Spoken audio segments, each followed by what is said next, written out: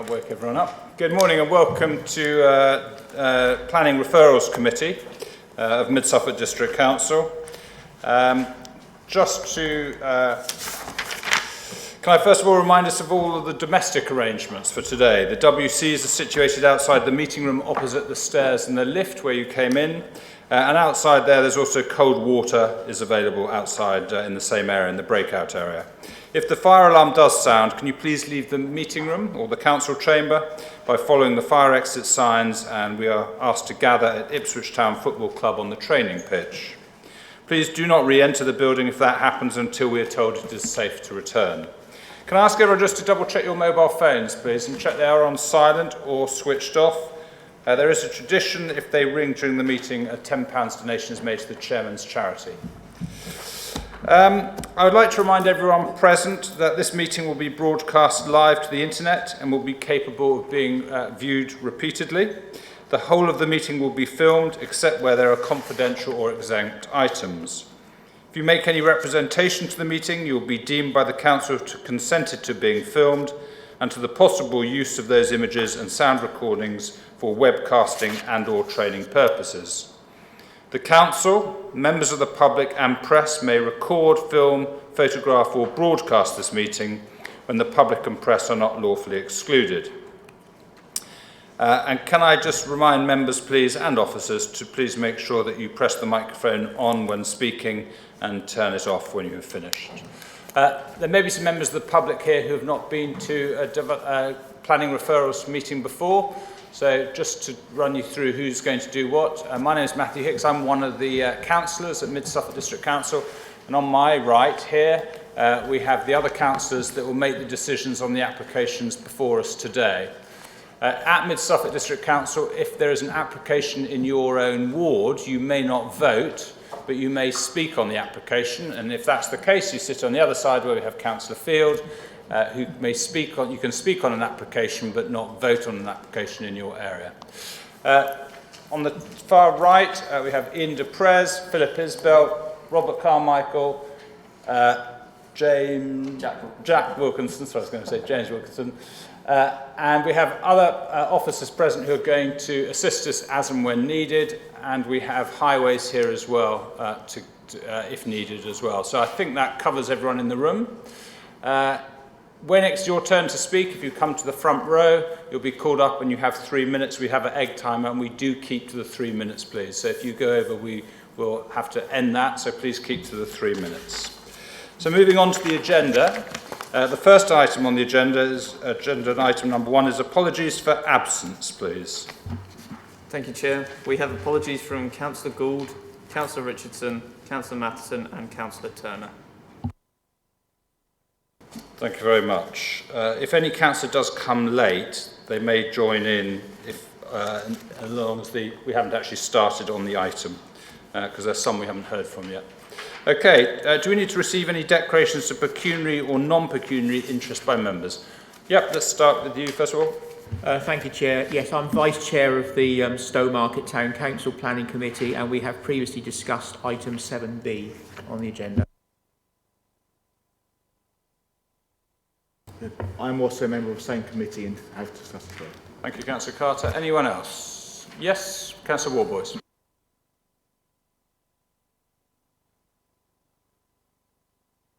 Okay, no other declarations of interest by members. Do we have any declarations of lobbying?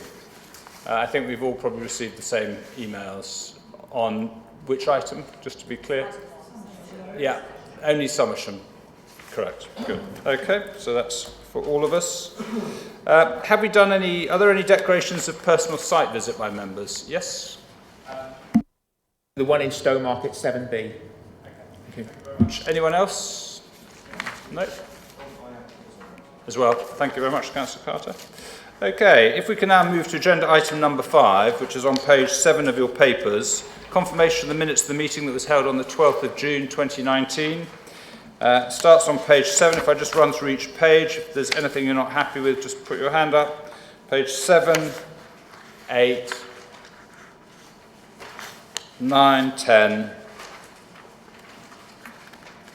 11 and 12. are you happy that I sign those as a true record of the meeting? Is that agreed? Agreed? Thank you very much. I'll do that after the meeting. Agenda item number 6 is to receive notifications of petitions in accordance with the Council's petition scheme. Do we have any, please? Thank you, Chair. We don't have a new petition with regards to this one, but we have one just for reference for members that weren't on the Development Control B committee, that there is a petition regarding the application in Somersham with DC 18-03114, which has 164 valid signatures against the application. I believe that is also in the case officers mentioned within the case officers report. Indeed. Lovely, thanks very much. Okay, so we now move on to agenda item number 7, which is the planning applications before us, and we'll stay in the same order as within the papers. The first item is DC 18-03114, land southwest of the main road in Somersham. And over to you, Jack, please.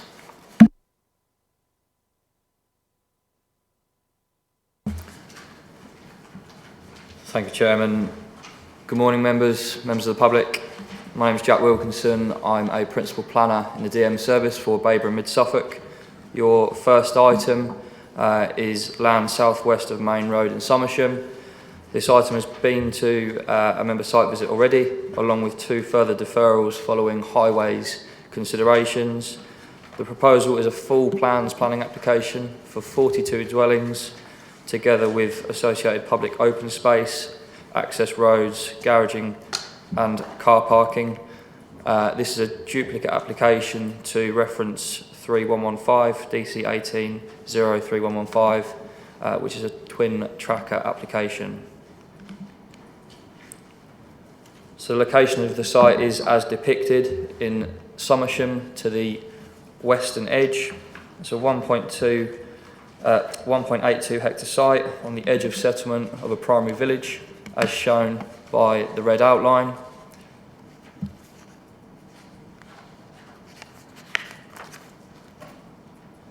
Site location plan as shown on the screen. In terms of the constraints, the site is directly unconstrained. There's nothing on site, but there is quite a bit within the periphery. So if I start at the north, we've got the Duke of Marlborough pub, which is listed. We've also got dwelling towards the corner here on the eastern side, and that is set within the main backdrop of Somersham village.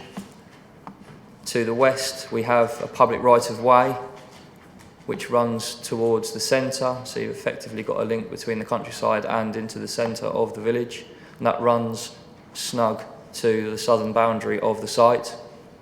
But as I've said, the land is largely unconstrained.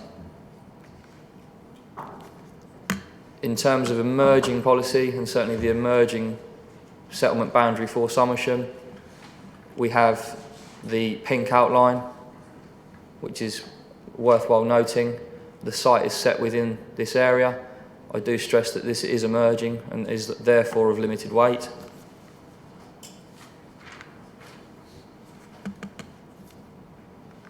In terms of services nearby, we've got the community shop in orange, we've got the primary school in green. To the north, we have the Duke of Marlborough set in purple, cursor, there we go, and we have the Baptist Church in white. As you'll see from the aerial photo, there is established built form pretty much on 3 sides, so to the north, east and south. So as I said at the start, this is a full plan scheme with detail. The access, as shown, is onto Main Road. We have an open space segment at the top and primary and secondary roads. I'll go into the detail of this in a moment, but that is the layout that is proposed. The existing access, which shows the gravel onto the footpath.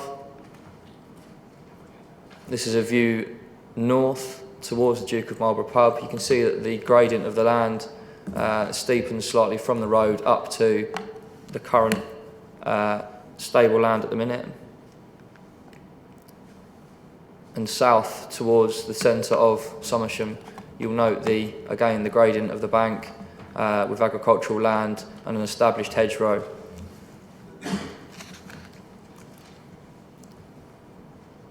So the site access and egress, as we've discussed, is sufficient in visibility display in both directions. It goes above and beyond the minimum spec for the local highways authority. I will zoom in on this image, but the yellow highlight is a proposed footpath, all within the red line. As you can see, residents would have the option of walking left out of sight via the yellow highlighted area. Again, the actual access, the specification and the configuration of that access is highways compliant. There are adequate depths, indeed widths at the mouth, and indeed the minimum width of the dual carriageway that goes into site. It's also worth mentioning as well that opposite site, outside of the red line, is an established pedestrian footpath that leads off further south into the centre. So effectively you do have a link between the west and the east of the site.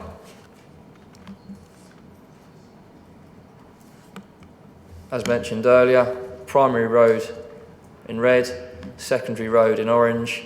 We've got driveways in yellow. Hopefully that just shows, the spec of the access in a site for all to understand.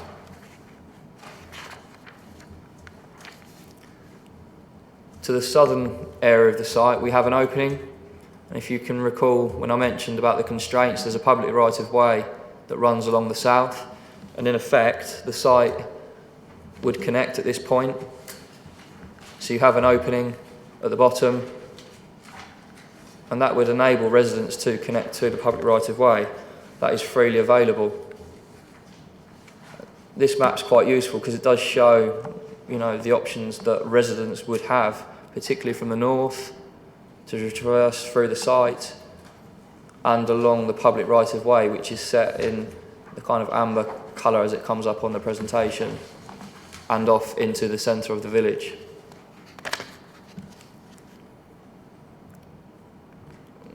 Perhaps the most poignant aspect is the section here shown in yellow, which is effectively to the eastern side of the site. The red line is set just where the marker is, as you can see on the screen. I will zoom in, which hopefully just provides a bit more detail. We have got a more detailed plan coming up in a moment, but it does give you an idea of the proposed footpath. There is a narrowing section here. The proposal includes highways improvements, all to the specification on the 278 agreement of the Highways Act. We, as the local planning authority, would secure that through section 106, and that would come through a discussion with the local highways authority.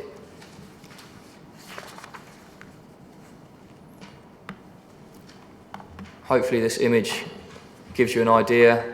The footpath shown in blue, and this is all outside of the red line. The highways furniture, as shown to the eastern side. You'd also have on the approach to what is, one may describe as a pinch point, dragon teeth to slow down the traffic. And you've also got warning signs which are shown on that approach.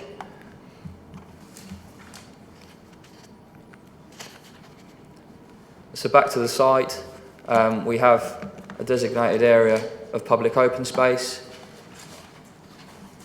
I think it's quite important to consider the public open space where it's actually situated. If we go back to the wider map, arguably the applicants could have sited it, off towards the south, but I think where it's sat is welcome because it's fairly central, A, to the pub, B, to the settlement that is established, and potentially the site if approved.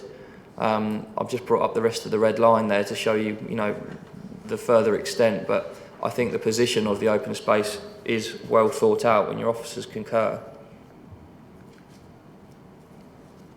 Just to give you an idea of the site as existing, it's agricultural land used for grazing. You can see the gradient facing north on the photo on the right hand side.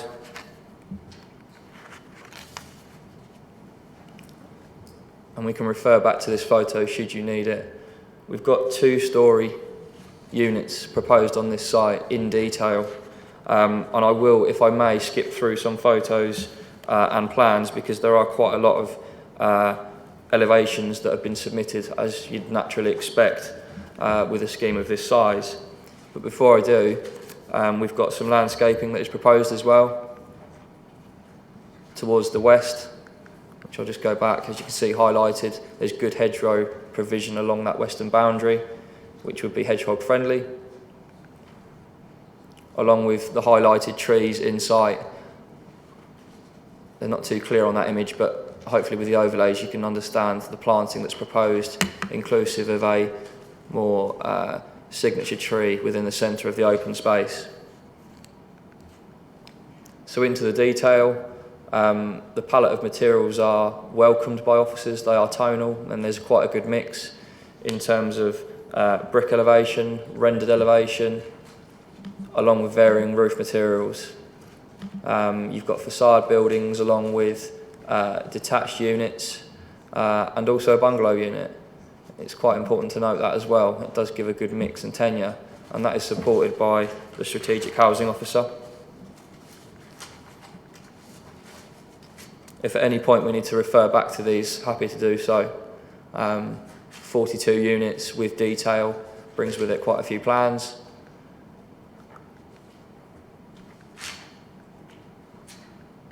And the units proposed are welcome.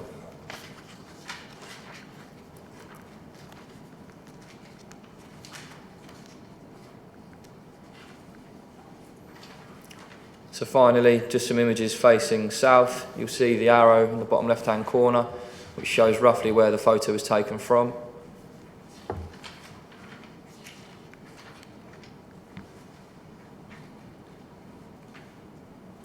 This is a view facing north. You'll note the residential unit of 2-storey scale.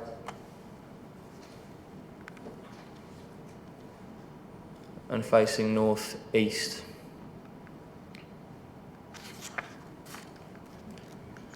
So I'll leave you with some kind of facts and figures, I suppose, of where we are with the application. It's 42 units with 15 affordable. The density is acceptable to officers, along with the parking provision, both for vehicles and for cycles. There's footpath and public right-of-way links, with all-round good landscaping and deliverable full plans. Your recommendation from officers subject to the conditions contained within the report is for approval, including the 106. Thank you. Thanks. I've just asked if we could get photos, because obviously we've all had in the papers this talk about the house overhanging the road, and we haven't seen any pictures of that. So if we could try and get pictures of that, because I think that seems to be critical to me. Yeah, okay, so we'll try and, yeah, we'll get those, brilliant, thank you. Can I just ask a couple of questions before we move on? You talked about the warning signs. Are they warning signs that flash, or are they literally just static warning signs? The signage? Yeah, the signage. Are they just static? And then you talked about agricultural land, but there were horses on it. I thought if there was a horse, lands for horses is not agricultural land. Well, or is it just? So in terms of agricultural land, if the land is used for grazing, that is agricultural. As soon as you exercise or work those horses, that then becomes an equine use. To make it clear, it's agricultural. Okay, questions from other members before I hog it all. Councillor Guthrie first, we'll work along. Yes, thank you very much. Can the planning officer just tell us, is there an appeal already on this site? In terms of the application, we're here to determine reference 3114. There's also a twin tracker application which is identical to this, which is under reference DC 18031115. That, as I say, is identical. The applicant has submitted an appeal to the planning inspector under non-determination, so it may be worthwhile having that in mind. The supplementary question is, any decision on this application may have a bearing on the inspector's decision or not? Chairman, so as I understand it, we don't have a start date on that appeal yet. When we do, we'll need to come in front of members with that application to get, as you will be aware in the usual way, a minded to resolution. Arguably, that will need to be consistent, or one would hope it would be consistent with whatever happens here. And, you know, in practical terms, during the course of debate, I imagine we'll cover some of this territory. But clearly, you know, that is and is meant by the appellant as being a mind-focusing exercise to ensure that swift, prompt decision-making is not delayed. I think, in practical terms, you know, we would hope to be consistent with both decisions. Thank you. Councillor Eburn, you were next. Thank you very much, Chair. I've got two questions, if I may. Firstly, is there any electric vehicle charging points within the garages or on the houses next to the parking spaces? And secondly, could you just clarify the paved footway around the site? So immediately across the road, is it a footpath or a paved footway? And going north out of the site, that's planned to be a paved footway that it's come forward as part of the application. But there's no footway on the sort of southern leaving the site to the south. Could you just clarify those? Thank you. Of course, so coming out of the main access, turning left, there would be a pedestrian footpath as part of this proposal and opposite the site. So you'd have two directly opposite. And if you're going right, there wouldn't be a public right-of-way, but there would be one opposite. So on the other side of the road, that extends east.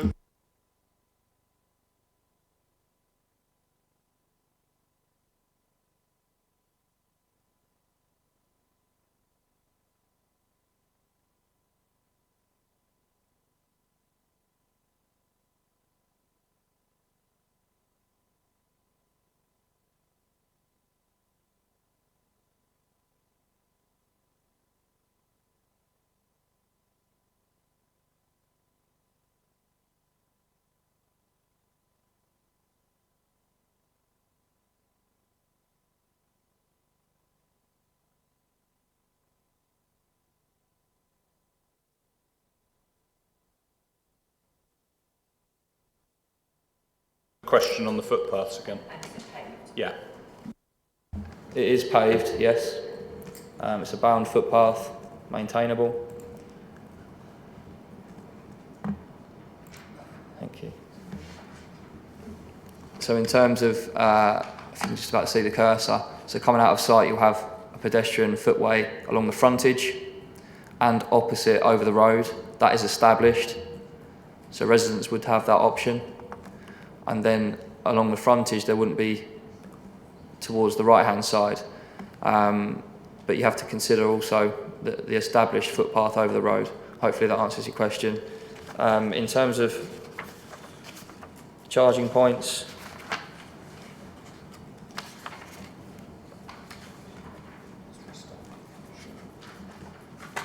that's something that's not set, but something that we could perhaps discuss. So no, on there at the minute. Whilst we're on the subject, because clearly I imagine during the course of debate with public speaking we'll end up exploring a little more of this. Can we perhaps explain a little bit about connectivity? Well, let's do photographs while we have Google, shall we? Yeah. Identify. So in essence, and without taking Jack's thunder, there is a pinch point which I think members who previously considered this at the committee will be aware of. In part, that's because the road narrows, there is no footway. The listed building, I believe, overhangs the highway, albeit I'll probably stand to be corrected by the owner. And the question of that extent of connectivity at the present point in time, people trying to get from one side of the village to the other, arguably must walk in the road. So I'll leave the photographs to Jack, perhaps if you can run that up and down the street so we can get a little sense of both the buildings and what footways are available. So this is facing west or facing north? Thank you. So effectively, running back to the plan, would be a pedestrian footpath along where the cursor is. And you'll see, if I move up, excuse me, you've got effectively where the red line would be.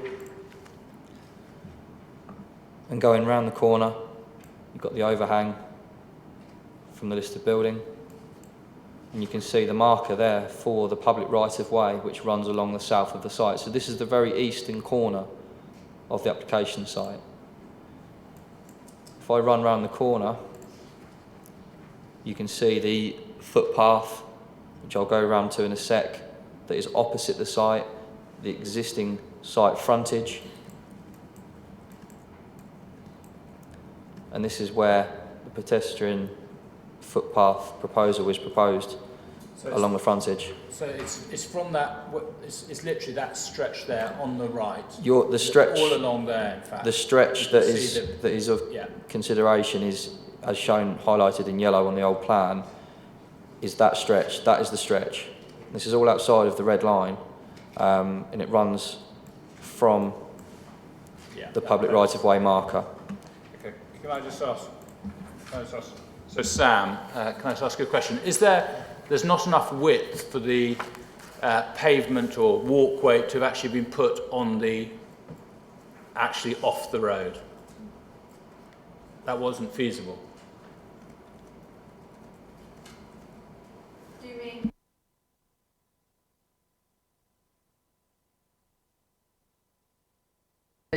Sorry. The proposal is part of the verge will be taken up with the new footway. That's the proposals. If it was, there is, it's quite difficult really. There are two proposals sort of that we considered. One was just marking and actually painting the footway, or actually having a physical curb with a footway surface, so it's at a different vertical level. And that would be that we would take some of the verge as well.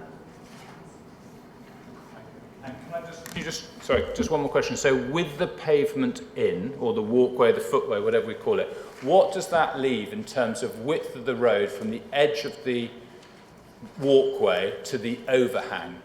Because to me, I know we're not in debate, I accept that, but that's quite critical, because, you know, that is what we're getting lots of emails about the fact that is pushing people from the walkway towards the house.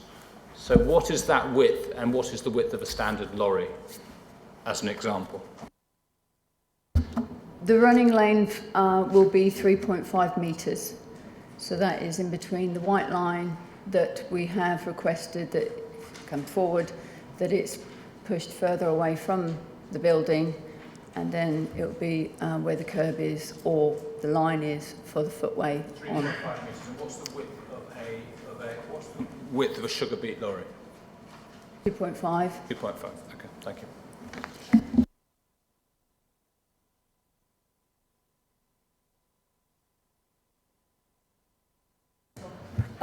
Thank you.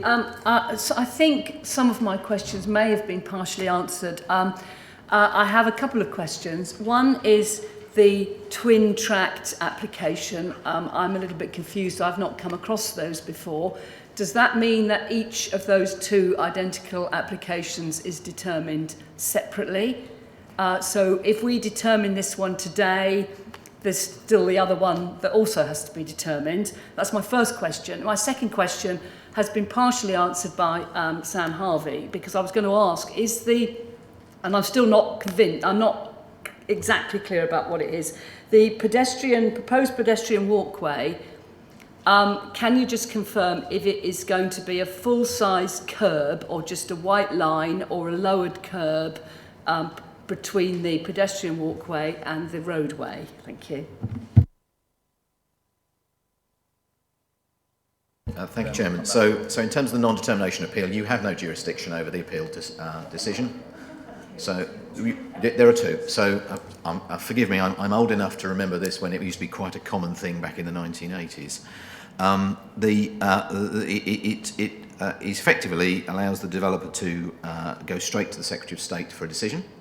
and takes the decision out of our hands, we nevertheless have to present a case to that appeal, and in the usual way we will come to committee with a recommendation, albeit that will not be to determine the application, but that will be to present our case, and that we will be, had we had the decision before us, we would have been minded to either grant permission, refuse permission, or do some other permutation. So that's what that is, and non-determination appeals are not unusual.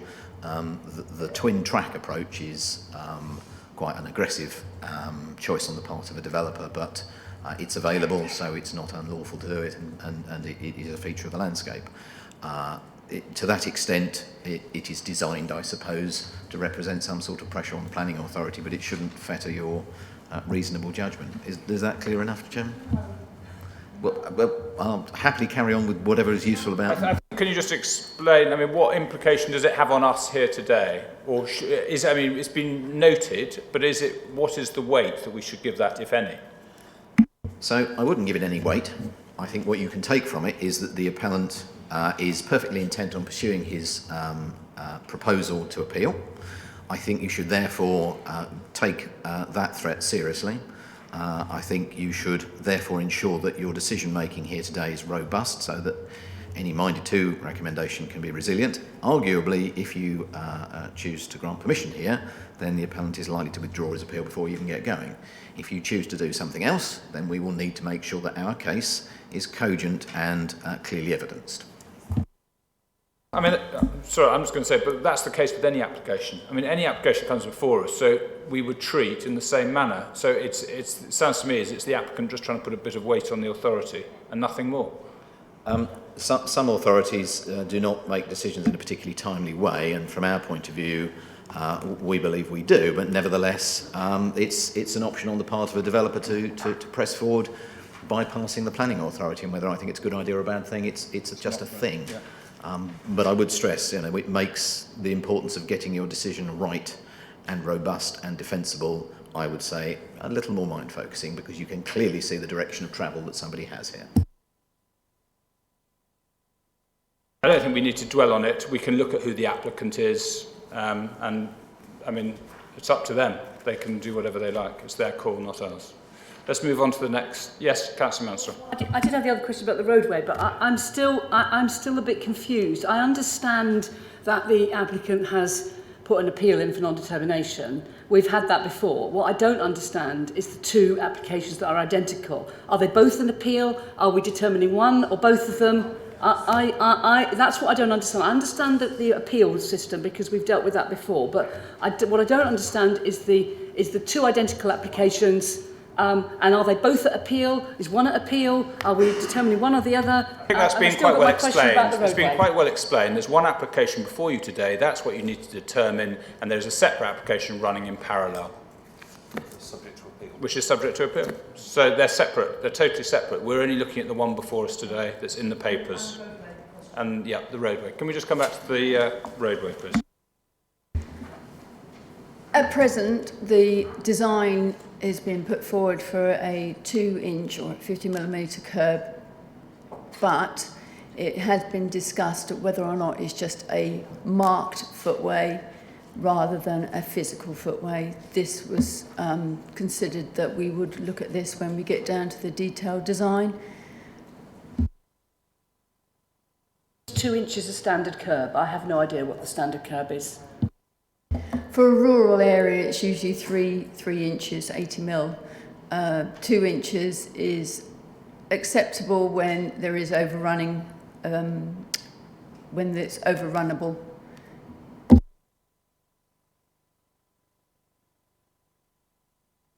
Thank you very much. Could you put that picture back up, or just explain to me the grass bit that you said that you might need to use in your design? Who actually owns that, and is there any more availability of the grass there? And I do have one other question. At the moment, the grass verge is highway up to the boundary fence, and then the little hedge that's in front of the property, that is on the boundary line. So there is less verge in front of that property. And the other question I have is, you've obviously worked extremely hard since the last time between everybody looking at various things. Has it been considered, I'm going to throw this one in, you don't put a footpath there at all? Yeah, well, when we first when I did my first response on this before came to the committee first time, I only suggested that the developer maybe looks at something here because it's a 30-metre stretch that we know pedestrians use. We know that pedestrians from the development will probably use rather than using the public right-of-way that leads around the back of the village. They have an alternative route which is actually on the definitive plan, definitive public right-of-way, but we know people will use this. This is why we requested something to be looked at here, whether it was a footway, whether it was just a road narrowing with markings. And this is what we came up with when we were all out on site, watching the traffic and watching what pedestrians did.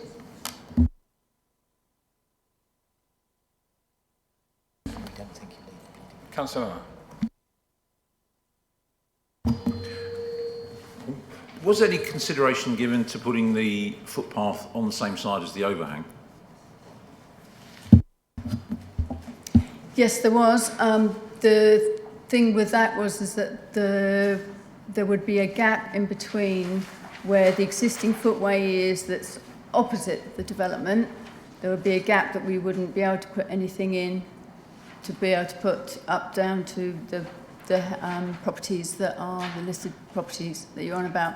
Also, we wouldn't be able to put something physical because we would be worried about the thresholds and putting something physical against the listed buildings, as in it could obviously affect their damp proof. Not that listed building has damp proof, but it was a case of it was the safest route because that's where actually we witnessed quite a few people were actually walking on the southern side of the road at the time we were there.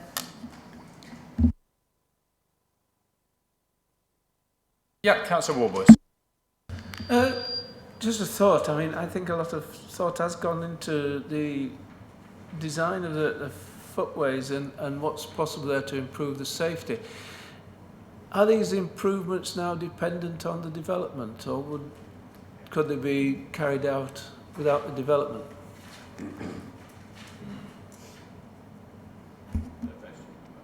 Is the development will bring it forward. If it was a safety scheme that Suffolk County Council deemed and they'd use some safety money to put something forward, but there isn't a record of accidents there where there's got to be 5 accidents within a 5-year period for us to even consider something. And it would have to be pedestrian-related accidents as well. Councillor Field. Thank you. A couple of questions. If there's any doubt, there are 3 photos of the area on the copy of my submission that I gave to the officer this morning. Just I think you've partially looked at the first issue, which is the footway which is on the opposite side of the main road to the actual entrance. I wonder if you could make it really clear, where does that end? And is it actually at road level or is it sitting up on a bank? So that's one issue. The second substantive issue really is exactly what are we, or is the committee considering as the highways input. There's been a recent letter from Highways which I think suggests that you need to secure 106 obligation, and it states, we would also expect the developer to deliver a new off-road pedestrian link from Stocks Hill to the core of the village through the creation of a new or amended right-of-way. I really have to confess I'm somewhat unclear whether that is what the committee is considering today, and if it is, just what is it, or whether we're sticking with the version which was presented to the previous Planning B committee.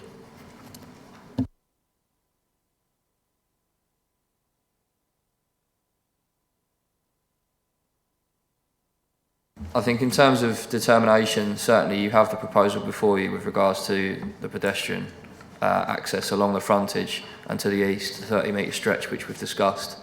I think what may be on the table as well in terms of the public right-of-way is a potential reroute, and that would only be if members deemed it considerably necessary to the success of the scheme on that basis. The public right-of-way officer has commented and we've secured improvements to the footpath provision. At the minute it runs along the western side and that is something that we have secured. So that is part of the overall package of the pedestrian footpath and also the public right-of-way. And the question about the footpath, where that one that you're looking at now ends? So as you can see on the screen, by the marker, the footpath that runs opposite the site, as divided by the road, finishes at the property here opposite, to give you that context of linking back to what is effectively the pinch point area, as you may describe it, or the public right-of-way. It's approximately 35 metres from this point here to where the footpath ends or starts, whichever way you're going.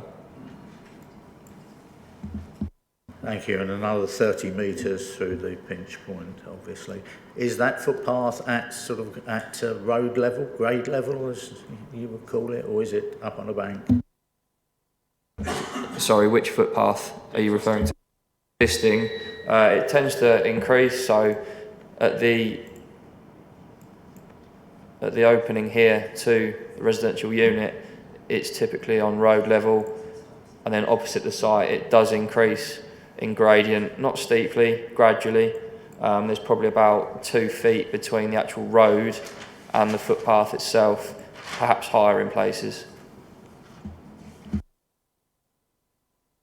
Phil, you wanted to come in, did you? Thank you, Chairman. Oh, dear.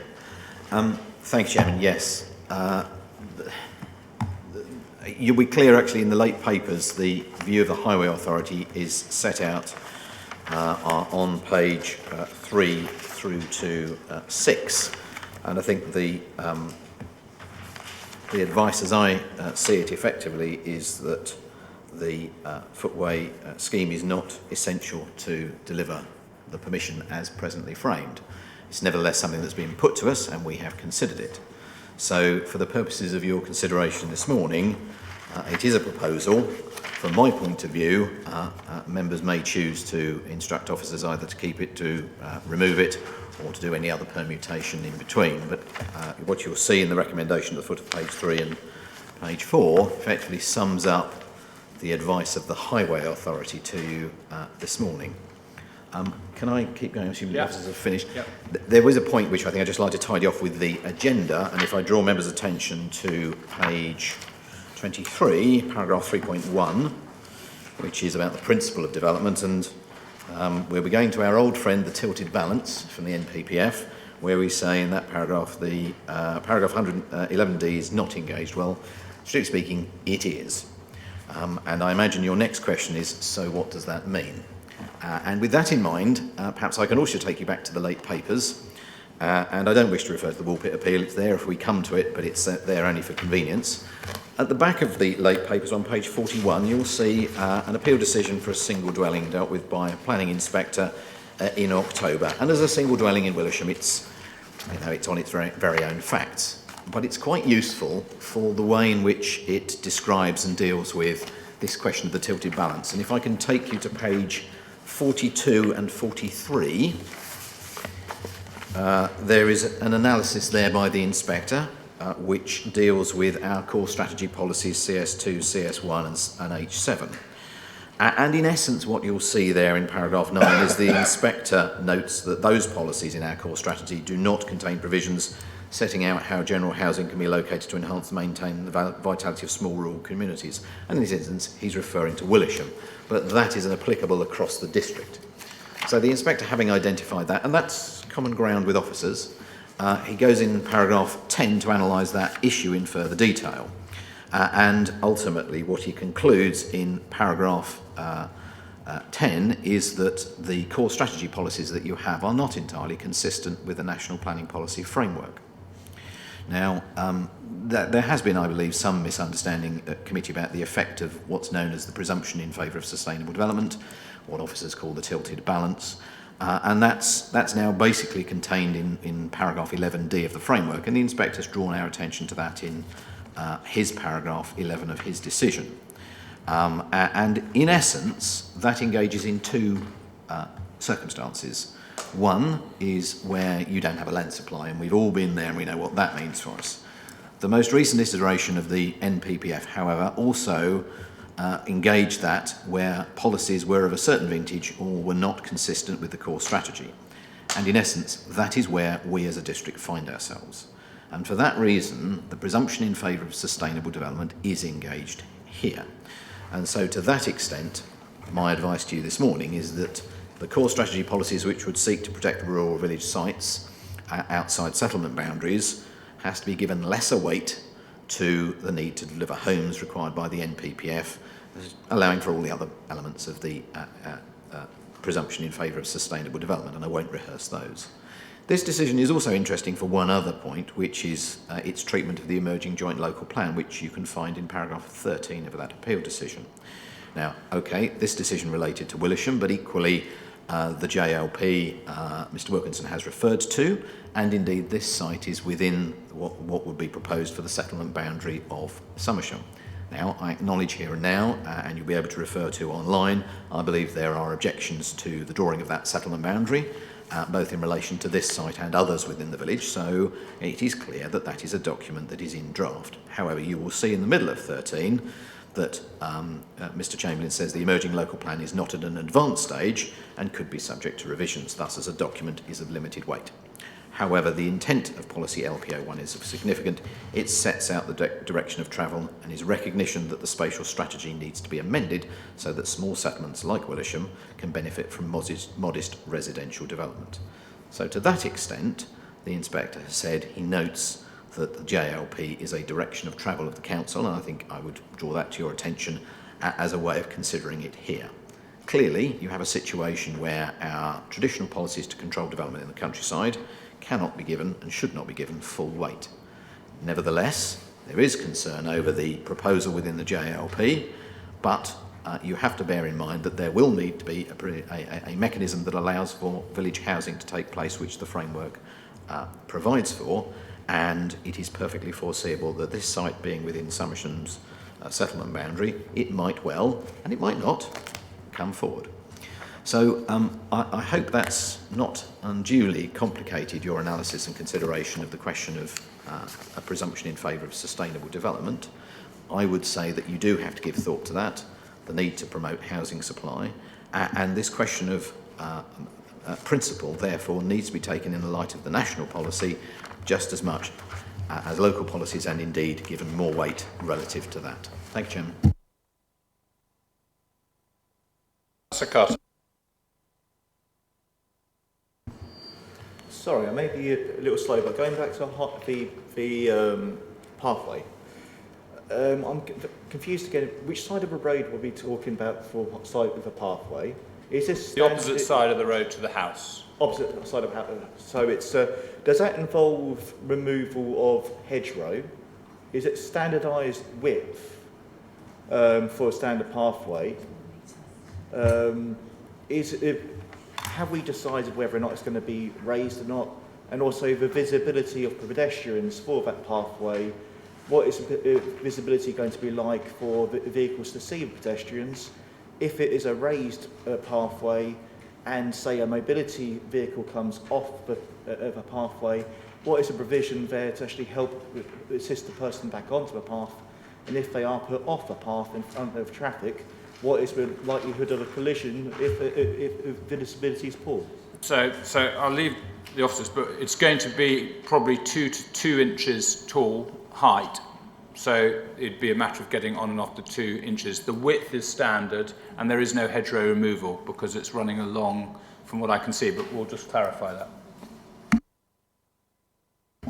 The proposal put forward at the moment is 2 inches or 50mm curb face. It is substandard width at the moment. It's only a metre. Ideally in Suffolk highways, we prefer 1.5 as a minimum, 1.2 as an absolute minimum. 1 metre isn't ideal, but it is wide enough for a mobility scooter or a single person to walk. It is difficult for a mobility scooter and a person and another to pass, but there is enough visibility at each end for pedestrians to be able to see what's using the path.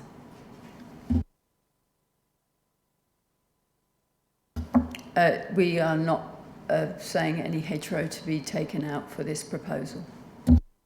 Thank you. Councillor Carter, do you want to come back? Yes, please. So from what I understand, there's no ability for a pass, say a mobility scooter and a pram, or there's no way of a person really being able to pass a mobility scooter without stepping into the road. So if a mobility scooter did, say, try to pass somebody and they came off the curb, which does frequently happen, especially being 2 inches and not very visible. I think we just need to reclassify that the minimum required is normally 1.2 metres, which you wouldn't be able to get 2 prams or 2 mobility scooters passing anyway. This is 1 metre. So it's your judgment, but that's what's being proposed, and it meets the criteria that highways are happy with it. But that's then our judgment call. But I'm just confused as if a mobility vehicle should come off the path, being 2 inches and not being able to get a wheel back on the path again. What is the provision there for? There is no provision, that's the point. It's 1 metre wide, you're required to have 1.2 metres wide, and it's 2 metres tall. 2 inches tall, exactly. 2 inches tall. So that's what's being proposed, and that's what's being proposed. So there's no other options available. That is what's being proposed, and it's up to us to discuss it and decide if that's acceptable. Okay, so involves a mobility, in debate. Okay, any other questions before we move on? No? Okay, so we're going to move. Sorry, John. Yeah, Councillor Field. Sorry to return to the questioning. Just one other question for highways, perhaps. I believe this is an informal one-way system. It's just one carriageway wide. Bearing in mind that I don't think you can see one end of that system from the other end, I wonder if highways would explain just how that would work. It's at present time, it is an informal give-take. So it's an informal priority system, no signage telling anybody what the giving priority. At present, there is there is 30 metres of visibility at present. The minimum really should be 43 if you go to manual for streets. The speeds are low. It isn't an ideal situation, but it is the visibility is sufficient for the speeds of the road. Thank you. Okay, so we're now going to move on to the speakers. First of all, we have the Parish Council. Peggy Pearson, if you'd like to come to the front, please, and push the mic, and you have 3 minutes.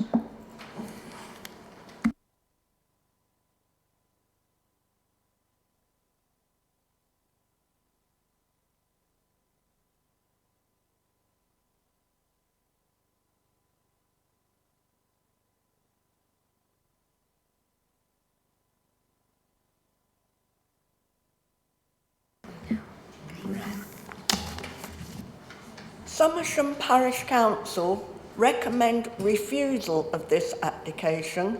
The amendments amount to minor design modifications and do little to address the concerns of local residents. The Parish Council have reviewed the application and proposed highway improvements at length. Our key concerns principally relate to impact on pedestrian accessibility via the proposed public footpath at the main road, Mill Lane, Pinch Point. The District Council's reason for deferral was on the basis that there had been a failure to demonstrate that the proposal would not have an adverse impact on highway safety. The officer's report incorrectly states that the proposed pedestrian footpath provision is an endorsed design response ensuring future on-site owners can safely access the village. We strongly agree with these comments. Strongly disagree. The road is very narrow and dangerous at this point with the level of traffic. Reducing the road to an informal priority system around a pinch point of poor visibility is not conducive of good design or in the interests of public and particularly pedestrian safety. There is no disagreement from the Suffolk County Council Highways Officer that the current design solution of the off-site highways improvements at this junction remains unacceptable. The development is yet to propose an acceptable and deliverable highway improvement design. The National Planning Policy Framework, paragraph 110, is essential in the consideration of this case. It details the requirement that applications for development should 1. Give priority first to pedestrian and cycle movements, both within the scheme and the neighbouring areas. 2. Address the needs of people with disabilities and reduced mobility in relation to all modes of transport, and create places that, number 3 this is, create places that are safe, secure and attractive, which minimise the scope for conflicts between pedestrians, cyclists and vehicles. The 1 metre width of the footway is not to Suffolk's design standard. The 3 minutes is up, so the last sentence, please. All right. The required minimum width is 1.8 metres to allow for full pedestrian access and disability access. Thank you very much. Do we have any questions for the Parish Council at this point? Yep. Councillor Mayor first, then Councillor Gunn. Hello. Can you confirm, can 2 vehicles pass the pinch point as it stands at the moment? No. Thank you. Thank you. Where do the pedestrians go at present to get from one end of the village to the pub? We dodge in between the overhanging house and the next house. There's just a little bit that you can walk under the underhang, and pushing any of the vehicles on that side of the road will just damage those properties. So at the moment it's in the road that they walk virtually? Yes. Thank you. Any other questions? No? Thank you very much for that. Oh, Councillor Carter, did you have a question? Knowing that we can only go on reports that go through to the police, but is it known to the parish council, has there been any instances where been a difficulty between, say, a bike and a car trying to pass? Has there been any instances of any pedestrians that may have been inconvenienced by a car coming the other way that may or may not have been reported to the police? Reported to the police. There's a lot of swearing from vehicles if you are walking in the road, particularly if they have to stop sharp. You get sworn at, you get called all sorts of names, you get told to clear off the path, clear off the road. They think they have priority. Thank you very much. Yeah, you want to come back? Has there been any threatening language from said drivers that may believe a pedestrian? I think it's we're into hearsay, aren't we? That's the problem. I mean, I think we've. Well, I know it's happened. Yeah. I mean, we've heard that there is some sort of aggression between road users and pedestrians. Any other questions? No? Okay, thank you very much for that. Next up we have Andrew Lachlan, who is an objector? And again, if you'd like to come up and have 3 minutes.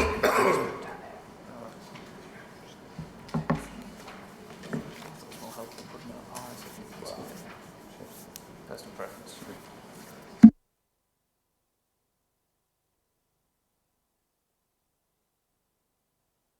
And again, if you can keep to the 3 minutes, please.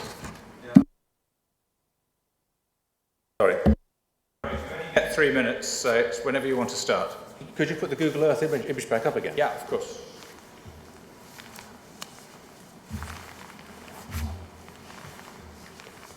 Bear with us a sec.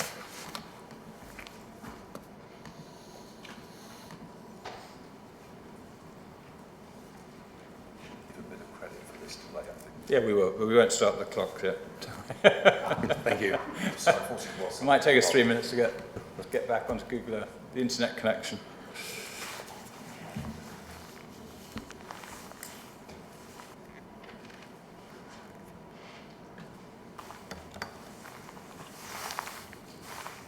Frozen.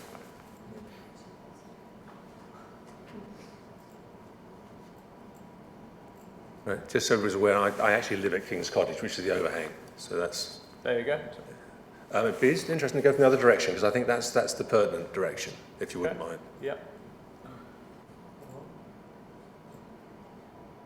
Up there, then turn around. And then come a bit closer, if you wouldn't mind, just so we can see the There we corner. go. That's lovely. Thank you very much. Thank you very much. 3 minutes. Okay. As residents of Somersham, we are incensed that a proposal such as slide 21 and 22 and the related late correspondence suggests that a resolution to road safety and access issues could be deferred to an S106 planning obligation. We were grateful for Suffolk Highways for finally acknowledging the risk, but unfortunately that hasn't come across today.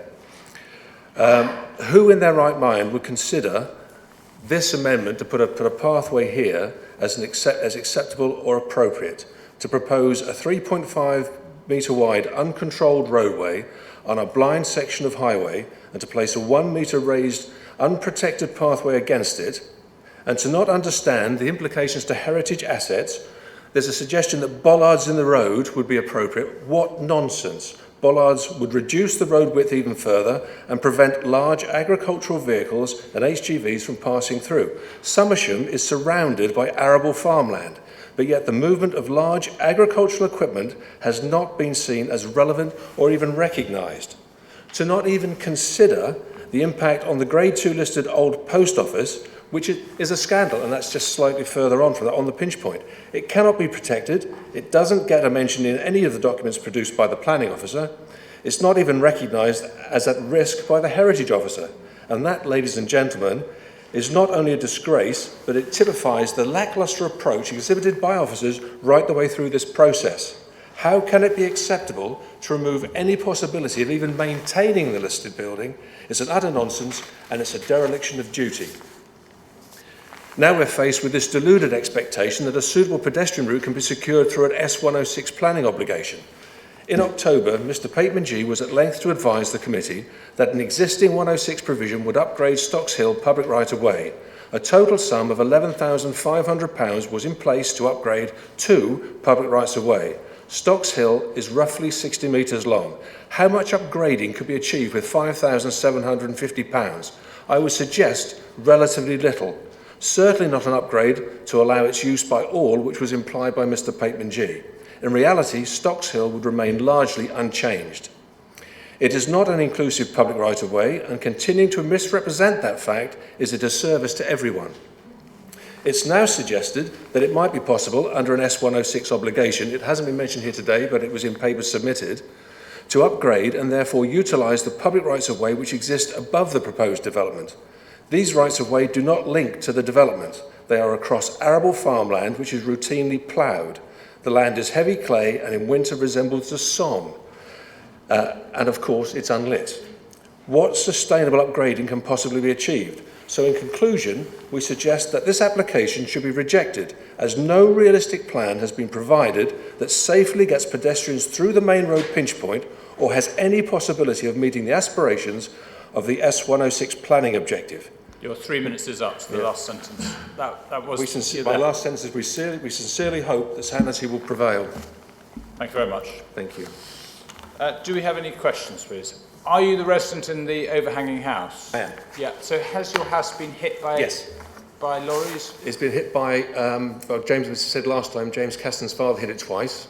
Sorry, well, James Caston is our local farmer. He's also a parish council, chairman of parish and his council. son's a district councillor. Yes, and his father, when he was driving the vehicles through, hit it twice. We've had, it's been brushed by a bus. We've had paint left on the overhang because a single-decker bus has hit it. So yes, it has been hit. Thank you. Any other questions from the members? No? Thank you very much for that. Thank you. We don't have a supporter, but we do have the applicant or agent, Chris Smith. If you'd like to come up for 3 minutes, please.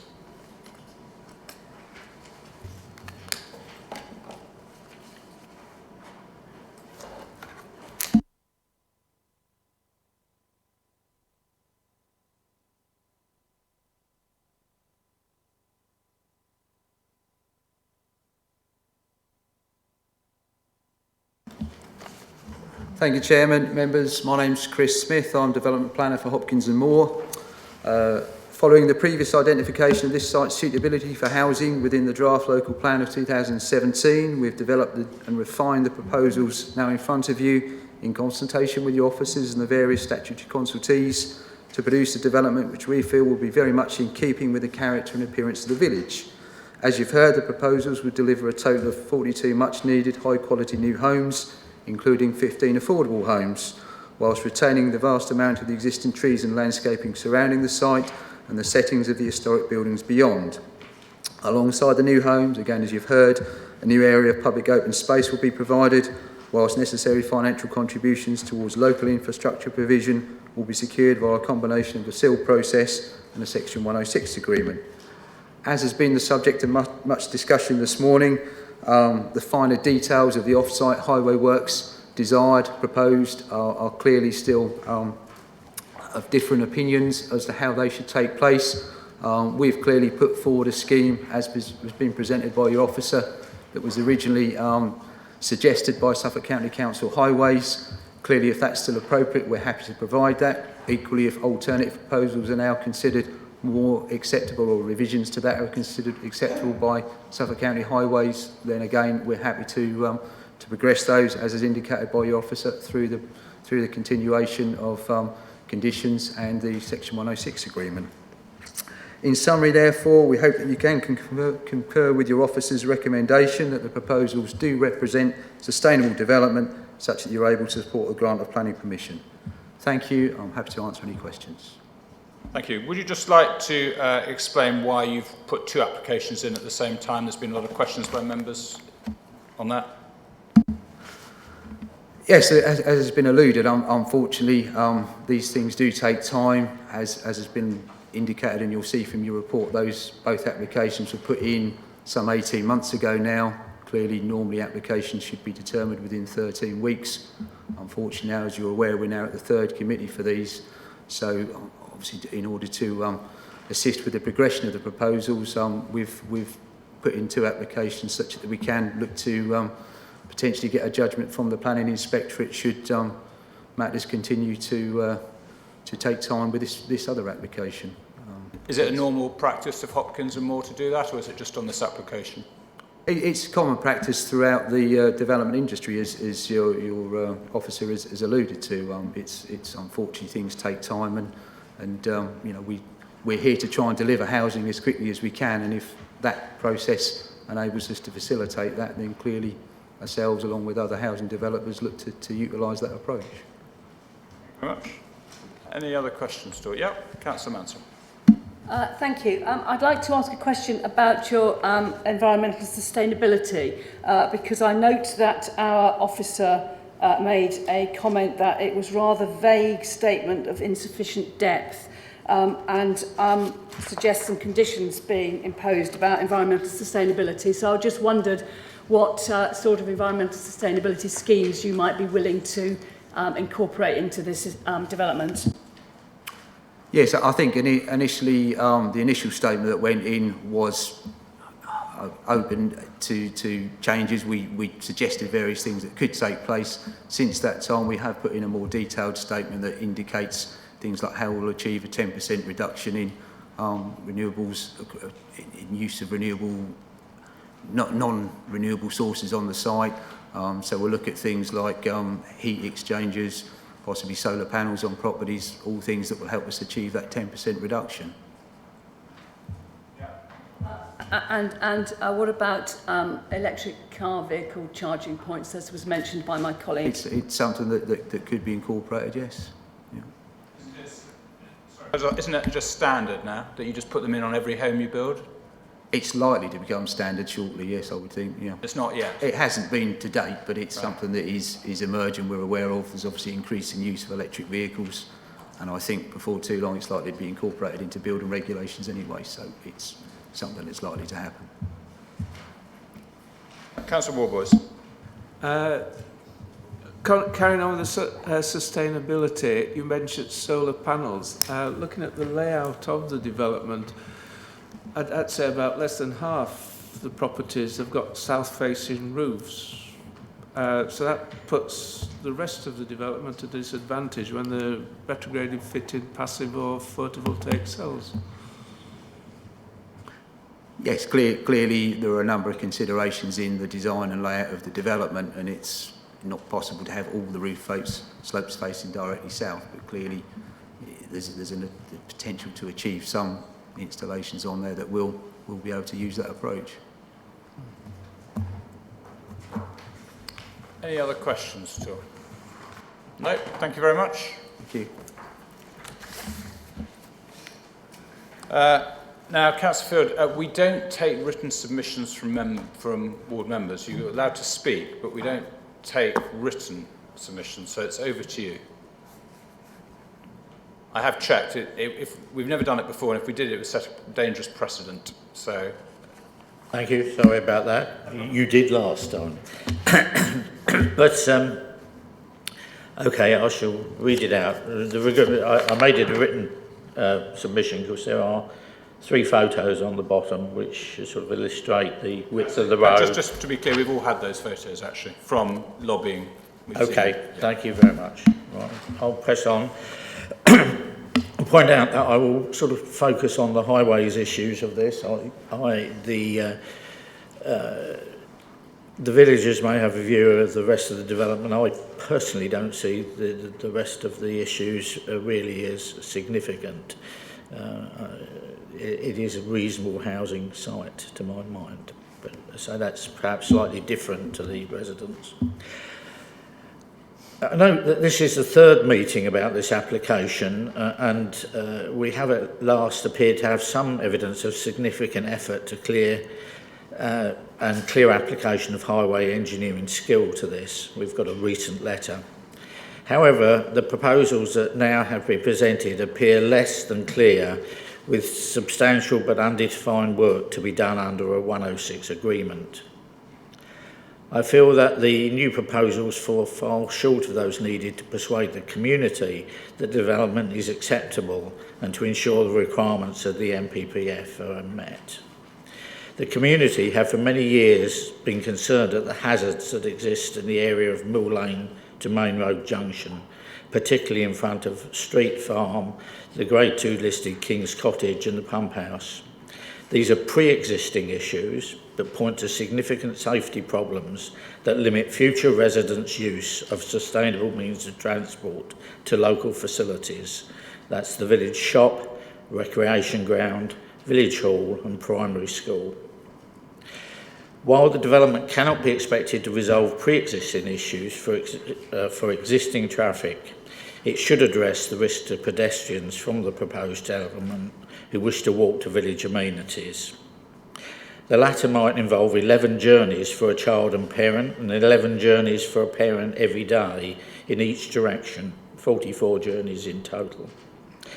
The NPPF, Para 109 states, development should only be prevented or refused on highway grounds if there will be an unacceptable impact on highway safety or the residual cumulative effects on the road network will be severe. I suggest that the threshold of the first clause is exceeded.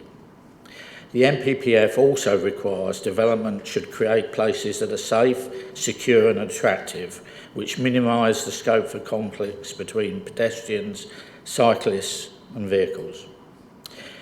Now I get to the current proposal. I have to say I'm not entirely sure what is before you. Is it still the proposal to put footway on the right of way in place of and place a painted footway on the Stockshill side of Main Road and an informal one-way system? The painted footway is 30 metres long and would take 23 seconds for a fit pedestrian unimpeded by a child or mobility difficulties to pass. At peak times, when children and their parents walk to school, vehicles will be at some 18 seconds apart on average. A 20-mile-an-hour zone enforced by APNR cameras to improve a pedestrian's chance of survival would reduce that risk. However, the one-way system is informal as drivers entering either end, those with priority or not, would not be able to see a vehicle entering from the opposite end. It's difficult to see how we might imagine that would work. The footway placed as proposed would move traffic towards the listed buildings, which have an overhang and known to be vulnerable. There did to me appear to be another proposal in the current letter from Highways, the one on the 6th of November. It states, it is likely that some form of pedestrian improvement could be delivered, but taking all of the factors into account, it is in our view that the connectivity advantage of the proposed pedestrian link do not outweigh the potential disbenefits. A signing and lining improvement delivered by the developer to highlight the road narrowing and likelihoods of pedestrian carriageway, enhancing the existing warning signs and carriageway markings could be more appropriate. So that seems to suggest they doubt the current scheme. The letter makes an alternative proposal to secure through the 106 obligation. It says, we would also expect the developer to deliver a new off-road pedestrian link from Stockshill to the core of the village through the creation of a new or amended public right-of-way. In conclusion, I fail to see how the committee to agree to this proposal unless the new off-road pedestrian link was clearly detailed and proven to be deliverable. It's possible that should development be prohibited until this route is defined and agreed, practical by all parties, then it might be acceptable, but it could easily fall by the wayside. So I feel for these reasons, this application should be rejected on highway safety's grounds. Thank you very much. Any questions for Councillor Field? Yep, Councillor Carter. My apologies for asking this now, but it's only just occurred to me, and I wonder if you could answer this.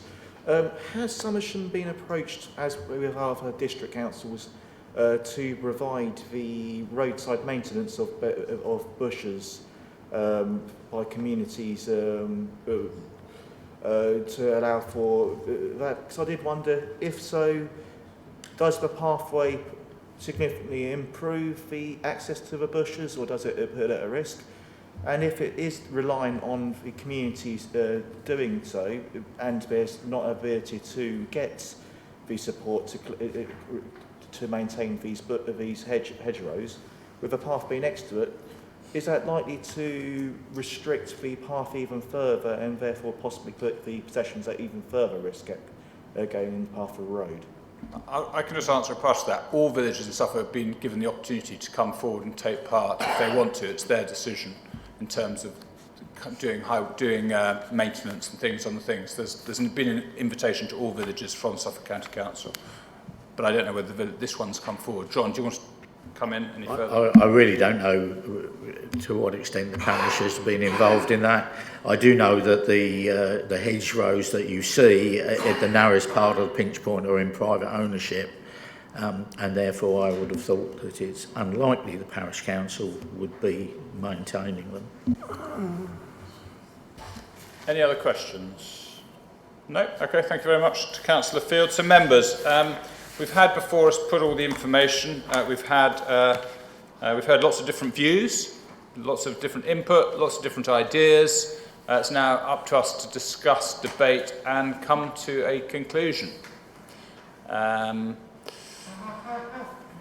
So, I don't know who... We can count on you. Councillor Eburn, first off. Thank you, Chair. I'm happy to kick off, as it were. I'm kind of... I think with this application, it's obvious that a lot has been done in the time since the previous committee was looking at this, and a lot of work has been put into kind of looking at the highways issues. I mean, I am very concerned about the overhanging house, but I think it's as though we're trying to use this application to address pre-existing highways issues, which I think the Councillor Field referred to, and whereas what we need to address is actually this application and how the residents are going to get to the village. And I think some of them obviously can use the footway, the public right-of-way down the side of the site, and some of them will use the road, and the majority of them will probably drive. So at the moment, I'm probably more in favour of it than not, because I think, you know, we're seeing a lot of highways work that's proposed, which is a lot more, I think, than we see on some applications. So I would be sort of in favour of that. One issue that I would like to see addressed if the committee were minded to approve it, is in the conditions, to have a condition about water usage, renewable energy and electric vehicle charging. But I'll leave it there and wait to see what my colleagues say. Thank you, Chair. Thank you very much. Next up, Councillor Mansell. Thank you, Chair. I too was going to suggest that there should be some condition for environmental sustainability should this committee be minded to approve the recommendation. However, I'm a bit more in two minds than my colleague. I'm yet to be convinced that the highway improvements are an improvement, because there is clearly an issue for pedestrians to get around that corner past the house with the overhanging first floor. And yeah, there are conflicts between pedestrians and other road users. It's a narrowing. It's not ideal, but I think, in fact, I'm a little incensed actually by highways even suggesting a 1 metre path, which is clearly inadequate. We've been told that a 1.2 is sort of the barest minimum usually acceptable, and most footpaths have to be at least 1.8 metres so that you can pass a buggy safely.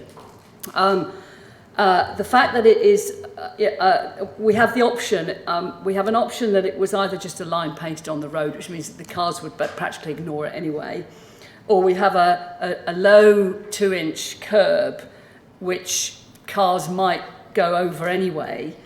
So I actually think that putting a white line or this substandard 2-inch curve of a 1 metre path might lure pedestrians into a false sense of security, in which case I don't believe it's going to be any safer. So I'm in two minds about the development itself.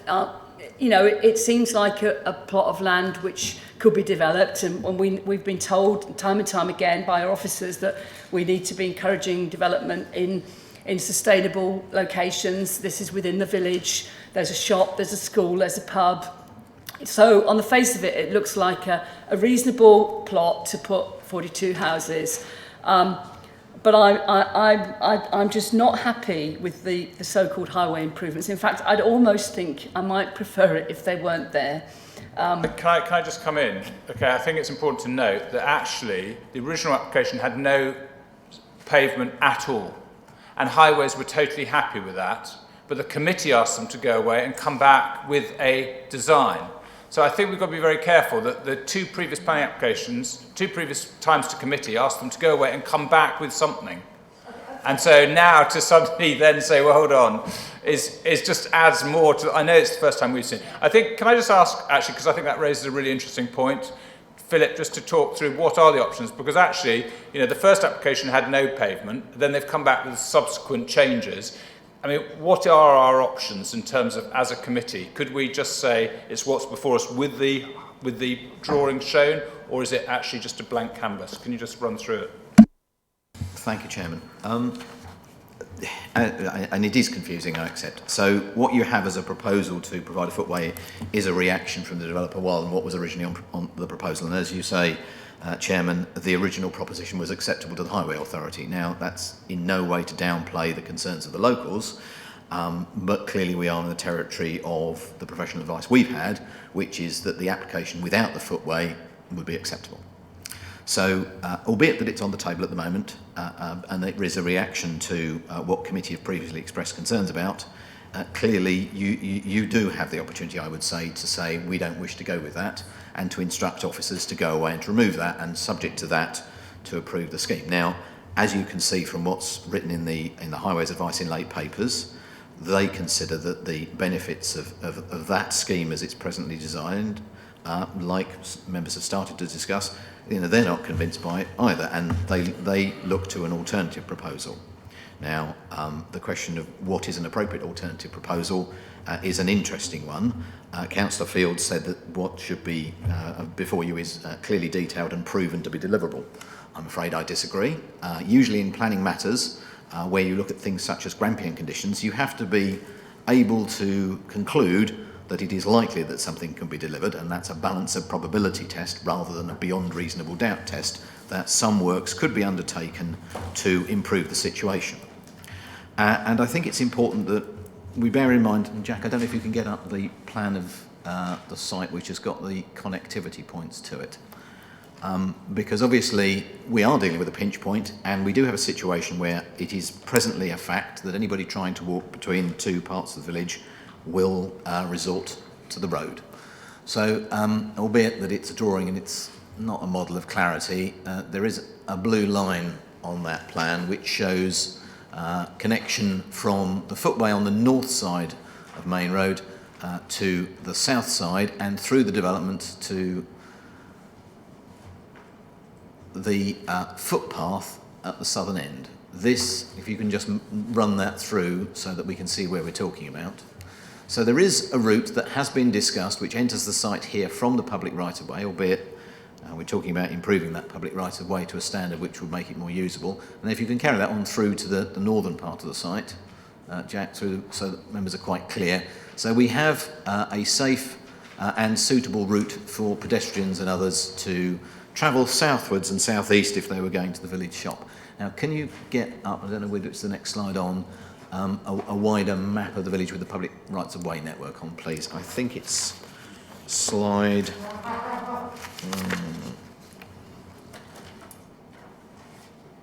there, yes. So that's the village with, and the green pex marks are the rights-of-way. Now, there's clearly a question of a pinch point. That is not going to go away. Can you just highlight how far that pinch point actually is, Jack? So we're quite clear what the issue is. Because it is a short section of road, there, through to there, and the footway resumes to the southeast where? Right, okay. So what the opportunity you have with this scheme is to provide, and accepting there would still be a pinch point, to provide connectivity through the estate, through this new development, to the north. Now, I've not been out and visited the properties, but by my estimation, there are of the order of 25 to 30 residences to the north of the site and the pub.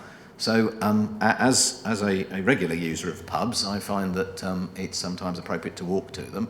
And if this is a way of supporting and facilitating the ongoing use of that facility on foot from the south, I think this might be an opportunity to do that as well. So in terms of connectivity, we are looking at both the occupiers of this development and the potential to improve the situation for residents who would otherwise continue to do what they've always done or get in their cars, and that is to resort to the road to connect between the different parts of the village. So from my point of view, there are benefits for occupiers here, there are benefits to a number of properties in the locality, and indeed the connections between the two parts of the village, albeit, and I'm not going to get away from it, albeit that there is still a pinch point and it is still, you know, a walking in the road situation. This could, I believe, markedly improve the situation for future occupiers. You are not obligated to pursue the scheme that is designed before you. I believe that you can instruct officers to go away and to impose a condition or a Section 106 to secure an alternative improvement to the rights of way network. And I believe that's reasonably achievable in the manner that's described in what you will recall from member training as being a Grampian condition, going back to Grampian Regional Council many, many years ago. As long as there is a reasonable prospect it can be delivered. It does not have to be clearly detailed before you today or proven to be deliverable, I'm afraid. And so to that extent, I hope that clarifies, Chairman. Very much, that does. Yeah, Councillor Mansell, then Councillor Carter. You did sort of stop me in the middle of my deliberation, so I've sort of lost the thread a bit. But as I said, I'm yet to be convinced that the highways improvements are improvements. I'm not convinced that they will make it safer for pedestrians. The ward member did mention a reduced speed limit, which I don't believe has been mentioned anywhere else in the papers. And yes, I wasn't at Committee B when this came to it before, so I wasn't involved in the go away and make some improvements decision, because, you know, yeah, it would be wonderful if we could have a fully compliant footpath, but we clearly can't. And I think that is the dilemma. I may not particularly like the lack of pedestrian connectivity, but I'm not convinced that this is actually going to be any safer. So either we have the choice of we don't think it's safe, therefore we can't approve it, or we accept the substandard so-called improvements. And I think that's the dilemma I'm in that I think in a way I want to support this, but I don't like the substandard improvements. Councillor Carter, you Yes, we seem to continue along the lines of misconception that we should put pedestrians alongside vehicular access. We are going along, we have a one entrance and entry, and we're going, despite having the side view where the footpath is, we are deciding we're going to put people going in and out just at one point. Well, we do have the alternative of actually having a pathway on the internal of the boundary with access to going into the village on each side rather than going across the road, which I would personally prefer. You going and stopping, having a pinch point, you are stopping people going up in a collision with the road and putting it that way. The current improvements, well, being one who actually regularly uses mobility vehicles, you are actually putting it at with a 2 inches, if somebody did go off on a curb, which being partially sighted, you are likely to mistake the depth of the curb. If your scooter goes off, you're not going to get back on again. You're going to be going at the subside until you get off the road. So you are going to be leaning into the road towards a vehicle. So you're actually putting yourself, more people at risk of going towards a vehicle than you are actually keeping them separate from a vehicle. And knowing people's nature, human nature, to want to pass each other, you're going to try to get somebody with a pram favouring that side of a path and putting themselves at risk again trying to get past. So the current improvements, I'd say, are putting people at a lot more risk than any improvements that may appear on paper. Councillor Guthrie was next. Thank you very much for that. Several things, really. I've got the papers from the last time, and we had the suggestion of the footway coming off the site onto the prow. And prior to that, I haven't got the other papers, but it wasn't on there initially, so we didn't have that. So when it went away the first time, the developer and the planners came up with the idea of joining the development with the prow and then off that way. I have to say, as chair of both of those meetings, I was driven by the members of the committee who wanted various things put in place. And I think, unfortunately, John isn't here, but I did scribble on a piece of paper, why can't we get rid of the footway? So I wasn't actually that thrilled with the footway going in. Another thing, just coming on to this, the double application, just to sort of wind you up again a bit, Councillor, but not meaning to, it was done on the Thurston application. That happens twice there as well. So we did have that issue there, so it's something there. John mentioned about something about being a painted footway. Well, I think the explanation was that it was probably going to be a raised footway. I'm not sure about the painted line, but that's a detail that can come in there. I'm very conscious that what's just been said about building a footpath on the inside of the development, well, that's fine, but the issue where the big problem is outside the development, so that wouldn't achieve anything there, because opposite they've got a footway. I'll come back to that, but the actual development, I was very pleased to hear the ward members saying that it was reasonably acceptable, I think, something along those lines. And looking at it, I do think it's quite nicely laid out, the density's nice, because I think we should be discussing these things, because as there is a tandem application going forward, we need to make sure that whatever they come up with, that we've got something regarding the actual development. And I think there's a good mix of properties. I think they're nicely spaced, there's nice gardens, so I would be comfortable with that. I heard what the planning officer said about the fact that it's next to the pub. That could enhance the usage of that, and that would be useful. And I like the public open space there, because that still kept the openness. As a horse owner myself, I'm very disappointed that you're losing something like this, because it is hard to get something like this, and it's been beautifully kept. So, you know, I'm really sad if it goes along those lines. I'm a little concerned that we've got to be mindful of when and if members want to refuse things. And we've got a lot of people, and I hear them loud and clear, and I have read every single email that's come in depth, and I've printed them all off to make sure I've read them properly. And I understand the concerns. I do understand the concern of the listed building, but I think, similar to Councillor Mansell, if the footway were removed, I think that might improve things, would be my view on that.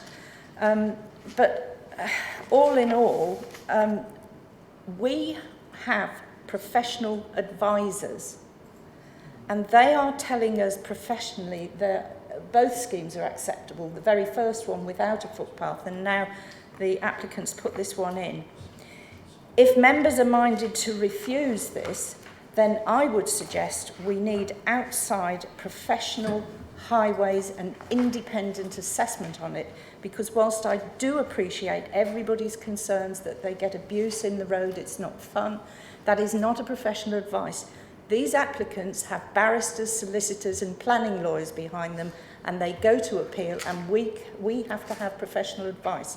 So my view is I'm more comfortable with it if we knock the footpath off, but if members are going to refuse it, then I think we need an outside professional judgment on it. Thank you very much. Councillor Norris, you and Thank you. I'm afraid I still have reservations about this application, mainly relating to the proposed footpath scheme and the effect on pedestrian safety. The highways comments in the tabled papers at the bottom of page 3, continuing over page 4, do recognise the adverse factors that would result from the main road footway scheme that is being proposed. Notwithstanding highways comments earlier this morning, I believe the proposed footpath would have been better on the other side of the road. It would have given some protection to the listed buildings on the apex of the bend, and would have created a better sight line for vehicles approaching from the northwest, as the orientation of the bend would have been more gradual, since vehicles would then be further out to the right on approaching it. I also have considerable concerns regarding pedestrian safety in this proposed scheme as it stands, particularly with only possibly a 2 to 3 inch high curb on the footway. So all in all, I'm still not totally happy with this application, and I cannot support it as it stands. Thank you. Councillor Mersnes, I think just if members start thinking about going down the route of refusal, you're going to need planning reasons, not that we just don't like it, because that is not a planning reason. So we're going to have to be very clear to have absolute clear planning reasons, because this is already going to the inspector for another with another application that's exactly the same. So we're going to have to be very clear on planning reasons, not we just don't like it. Councillor Mayor. Thank you, Chair. There is already a pinch point that is dangerous. In one of the photographs we were provided in the lobbying, there's a picture of a lady cowering behind the building. The building has already been hit. 2 vehicles cannot pass currently on that pinch point. So there is already an informal system to get around the pinch point. In the proposals, we've seen that signage, curbs, better control of that passing have been proposed. Are they an improvement? We can sit here and argue that point for days, and we probably won't all agree. But I think the important point is, does the proposed development have a severe impact on the highways? And I don't think you can argue it has a severe impact, in that people are already scared, people are already having their buildings hit. So I don't think there is a justification to make that call of a severe impact. I think the development in itself looks reasonable, but with additional conditions relating to sustainability, I think that needs to be hardened up considerably. I would like to consider the off-road access to the village to be developed further. So I'm mindful of approval. Sorry, is that a proposal to approve? Happy to propose approval.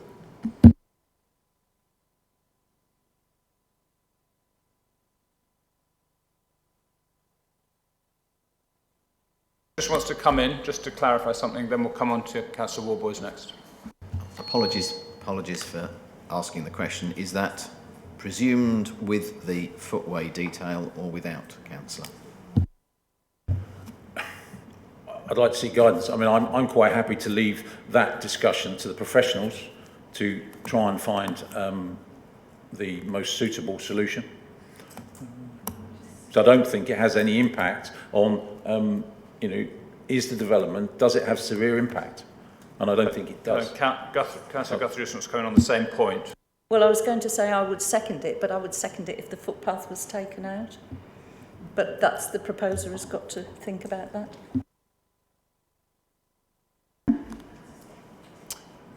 Philip. Thanks, Chairman. We can't presume you have a proposer, one saying with and one saying without. There are two things I wouldn't be comfortable with. One is going away and sorting it out in inverted commas, Chairman. I think that's quite a poison challenge to take away as an officer. You won't get it right for anybody. And secondly, yes, you obviously need to be on the same page. From our point of view as officers, the improvement has been put to you as a negotiated and discussed solution to the issues raised by committee. The County Highway Authority advise us it is not necessary and they don't necessarily prefer it.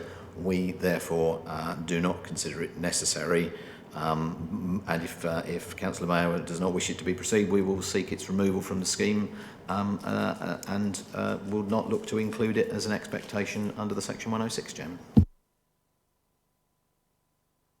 Councillor Mayor, Councillor Guthrie, over to you. I mean, we can have multiple votes on multiple schemes. It's not a dead, I mean, we're here for the day if we need it. So, Councillor Mayor, how do you want to play it to start with? Do you want to keep the debate going and then come back to you? I think if I were on that corner on a cold February night in the dark, I would be happier if I was on a footpath. So I'd like to keep it in. Try first with that approach and see where the committee takes it. Do you want to second it with that approach? No? Okay. Councillor Haddingham. I was just going to say, instead of having the footway, if the road was just widened up to where the highway zone, would that not make it better?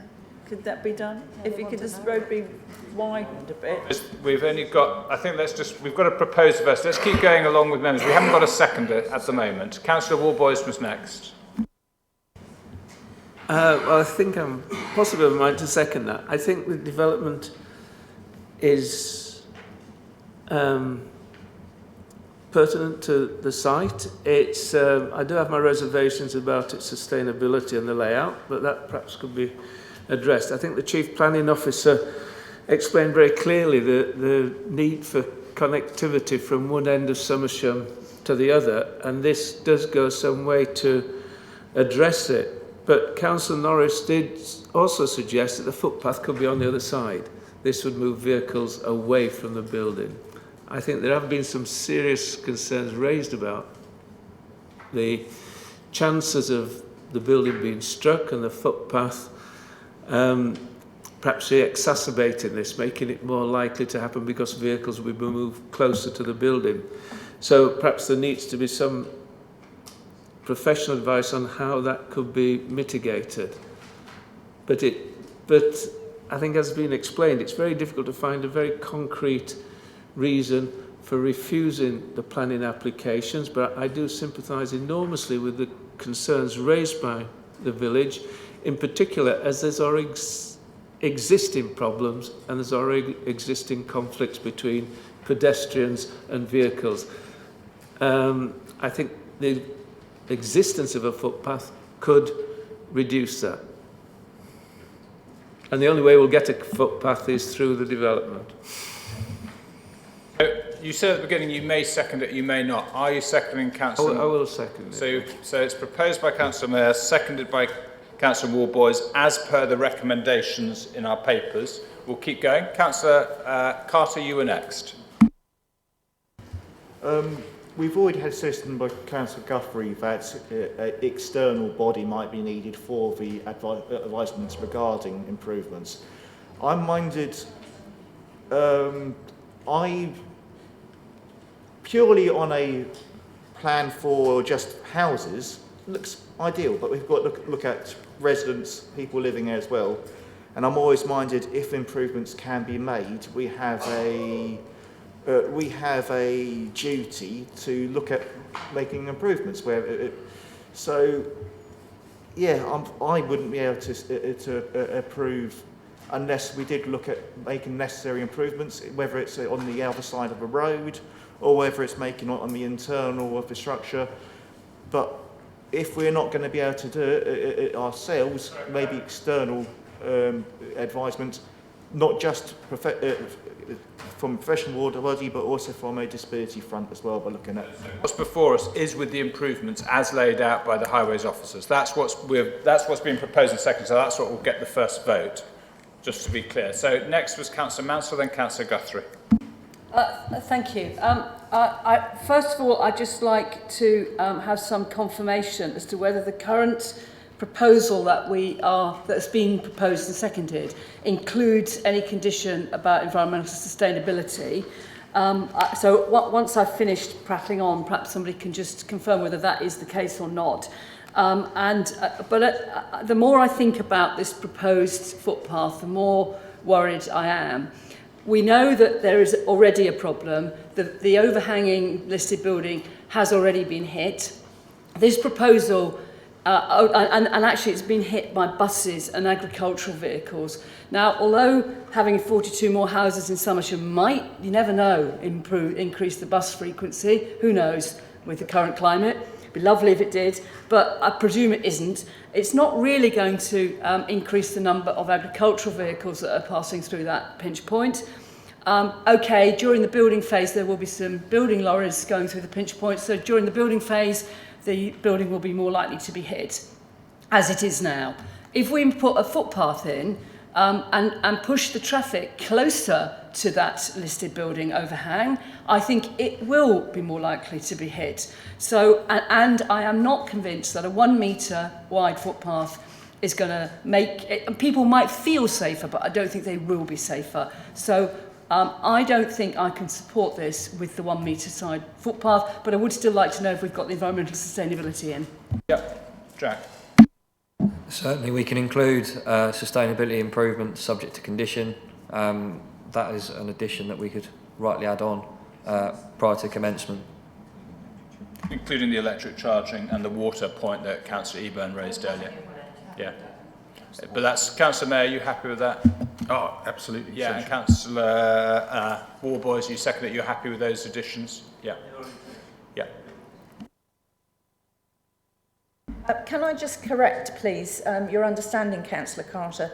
The only reason I would ask for external highways is if it was going for a refusal, and it is not to ask them to redesign the site. It is only, is this acceptable? Because highways have said it's acceptable. The public are saying they don't like it, they're unhappy, they're uncomfortable.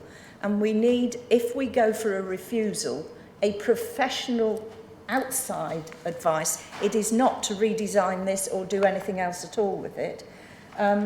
And the fact of the pavement on the other side of the road, we had that twice before, and I think you remember we were told by Highways that that wasn't possible. And I think she also alluded to it this morning. So I just wanted to make that quite clear, that we're not going to outside Highways experts just because. Okay, so at the moment we have no one else that wants to speak, so I think we'll go to the vote on what's been proposed so far. Councillor Hadding, sorry. Can I just ask one thing for clarity? So that the footpath, they're not going to get any more of the verge, they're just going to use the road that's there? Can you just run through it, Phil, just so we're absolutely clear what we're voting on, please? Jack, if you could get the specific drawing up, that would be appreciated. Can I also ask for some clarity? I mean, in fairness, I'm getting a little forgetful. There was a point about water and conditions which passed me by. I've got sustainability improvements, including electric vehicle charging. Water usage, thank you. So effectively recycling measures such as that. Thank you, Councillor. So, just while we wait for that, well, no. So the question, as I understand, we want to clarify what the improvements were that are. No, you're using some of the verge. Yes. For a footway, and that can be used as a widening of the road. Right. So let's get this Google Street View up, and if I can just find the drawing in your papers. Page 91. Page 97.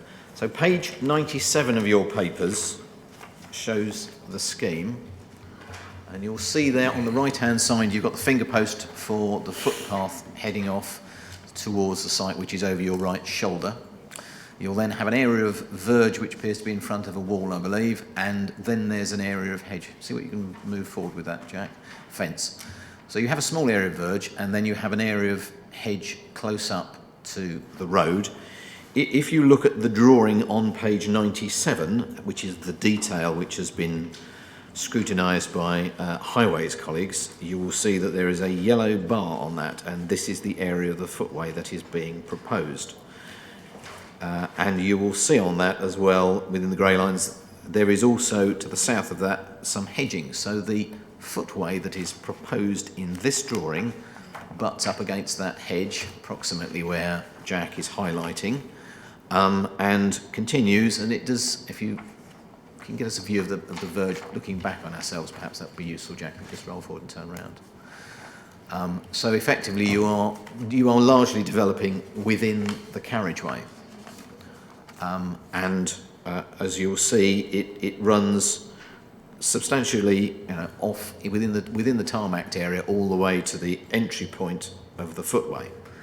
And I know I'll say it again, as you have in the advice from county colleagues, they don't consider that the potential benefits of this outweigh the issues that it might raise. So that's the proposition. Page 97 is the technical detail which underpins it. And as I say, I think that's as much as I can. Thank you. No, that's very clear. So just to be clear, that has been proposed by Councillor Mayor, seconded by Councillor Warboys, with the addition of renewable, the water and the electric charging points added in. All those in favour of the recommendation as read out, can we have a show of hands, please? 1, 2, 3, 4. Is that 4? It's 4. Yeah. So that has failed. Okay. No, against. Those against? 1, 2, 3, 4, 5. 5. Okay. So then I propose that we go to a proposer and a seconder without the improvements to the highway. Is that what is going to come up next? Councillor Guthrie's first, and then Councillor Mayor. Well, I'm happy to propose that without it's not without highways improvements, but without the footpath. Without the footpath, exactly. Yeah, but the prow improvements to be retained, and then all the other extra things that Councillor Mansell and... Okay. Yeah, hold on. And then Councillor Mayor? Yeah, happy to support that as long as we get signage. There's no signage at the moment, so there are improvements that can be made other than the path. Okay. Phil's just going to clarify. So just to clarify then, and picking up on page 4 of your late papers, the top paragraph of the advice received from County Highways talks about a reduced signing and lining improvement delivered by the developer to highlight the road narrowing and likelihood of pedestrians in the carriageway. Enhancing existing warning signs and carriageway markings could be more appropriate. So those are the things that we would expect to include in a section 106 to secure highway off-site highway improvements. So those are the elements which I would put to Councillor Guthrie and Councillor Mayor as being part of this amended proposition. On that basis, we have proposal from Councillor Guthrie and seconded by Councillor Mayor. Councillor Carter and Councillor Mansell, did you want to come in?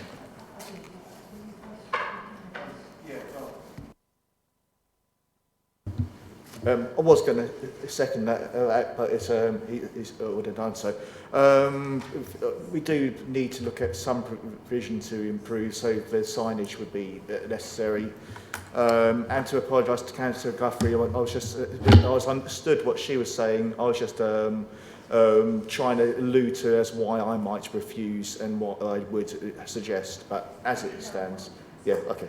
But as it stands, I'd be happy to support as long as we have the improvements and the sustainability. Councillor Mansell. I think I'm happier with this proposal, and we do need the signage, the road markings, the road narrow sign. But I'm just wondering if we can put any informative on to make it a 20s plenty area. I don't know what the process is, because I'm not sure they have the same legal standing as a 30-mile-an-hour limit anyway. But is that an option we have talked about in beforehand, putting an informative about possibly looking into that? And I wonder whether we could put that on. I think we could ask Councillor Field as the county councillor who would have to sponsor that. Councillor Field? That was skilled. I can certainly try and encourage that. It's possible there is a process for putting 20-mile-an-hour speed limits in. It's not one that succeeds very frequently, but it's well worth a try. Could I take this opportunity of asking a question? I realise I can't take part in the debate. There is a highways thing that says we would expect the developer to deliver new off-road pedestrian link, bloody well. Are you including that in this? You're talking about the footpath around the back? Yes, something like that. That all stays. As long as it's not being precluded. Phil, are we clear on that? Yeah, so at the moment there's not a substantive proposal for that, but effectively what I'm looking for is an authority to go and negotiate those improvements or in lieu of them a contribution to enable their achievement if they're not wholly within the ownership or control. Okay, so that's been proposed by Councillor Guthrie, seconded by Councillor Mayor. We've heard what's being proposed. We've also heard the addition of the 3 renewable water and electric points that have been added to that, and including the footpath to make sure that's still included going around the back. All those in favour of that recommendation, please. 8. 8. Is that 8? That's 8. Those against? So it is approved on that basis. What I propose to do is to take a quick 10-minute break, and we'll start again at 11:40, please. Thank you.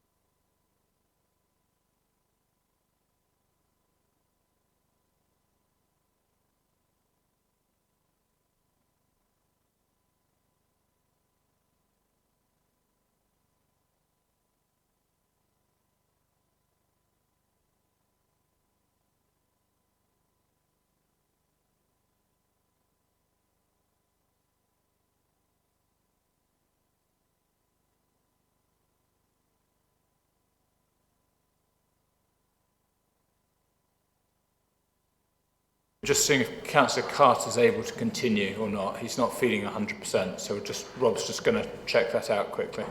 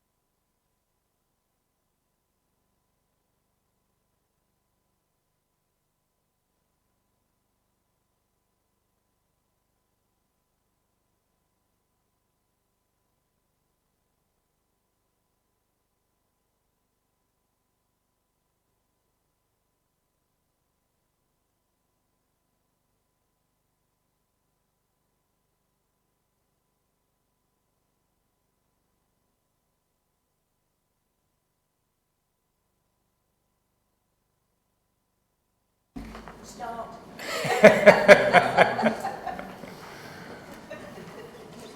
That should have been in the bundle. I asked for it to be in the bundle. That's fine that I papers anyway. Mine's chocolate, by the way, John.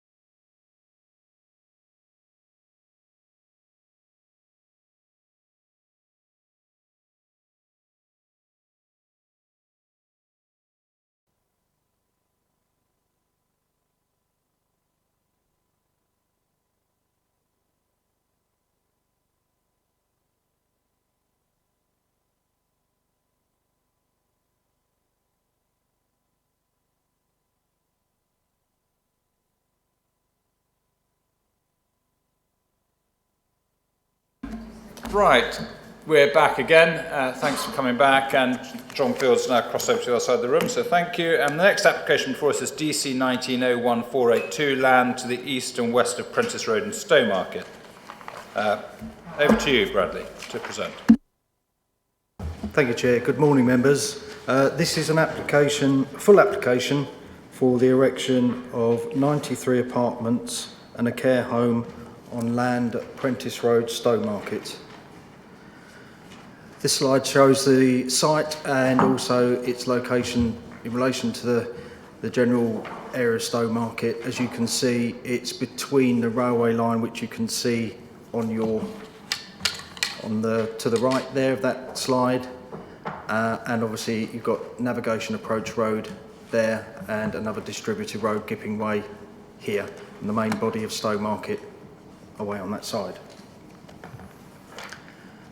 This slide shows the constraints, which is the listed buildings. You'll see the green one is the church, which is grade 1.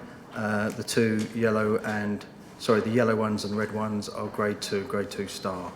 You'll also note, hopefully, although it is fairly small scale, the extent of the conservation area, which includes the building that's on site directly to the north.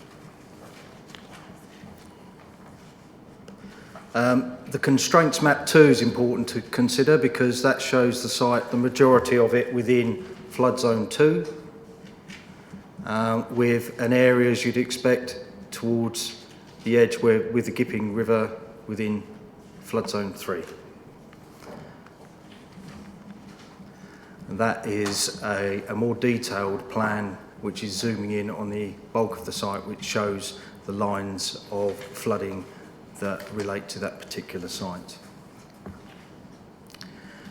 This is a wider shot which gives you more of an idea of the site in relation to its surroundings, and then zooming in, a key element to point out there is the car park that serves the station, and obviously you'll note the tight and knit grain of the town itself, whereas you get to the periphery it becomes more looser, where you find more industrial uses.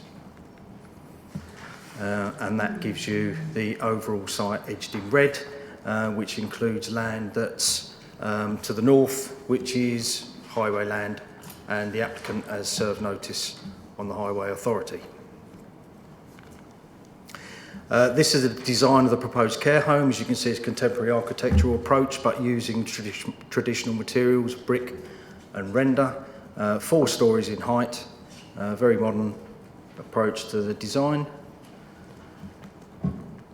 And similarly with the proposed apartments, a contemporary architectural approach is taken.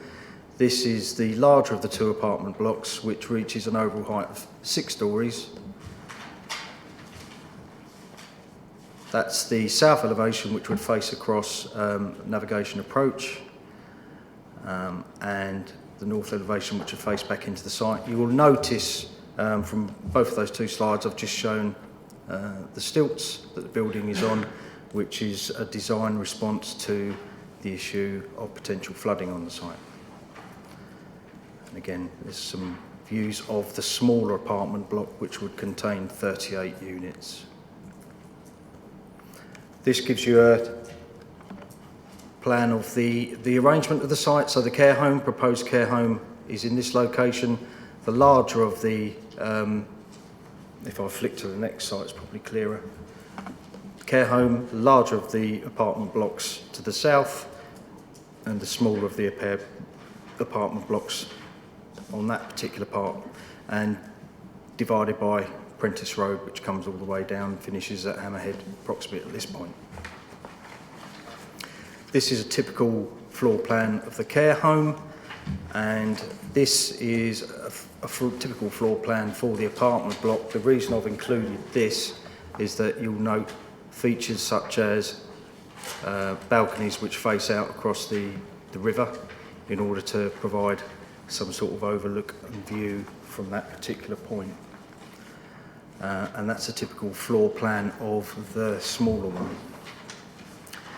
This is a useful plan as a view, as it gives you an idea of the relevant heights in relation to one of the main views into the site. You'll see that we're on navigation approach, and that is the 6-story element, but as you climb up that going north-east, you'll see that the height of that means that the overall height of the building is, in our terms at least, quite a manageable new piece of built form in that location.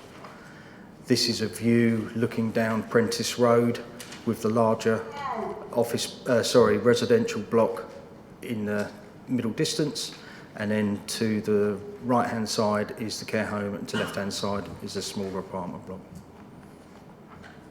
There's a larger view of the building.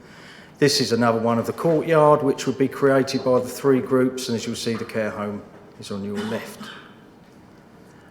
This plan is put in as it gives a detail of the proposed link, which is a requirement coming out of the Stowmarket Area Action Plan, which provides a footpath link from the existing Riverwalk here across the site and through to Prentice Road.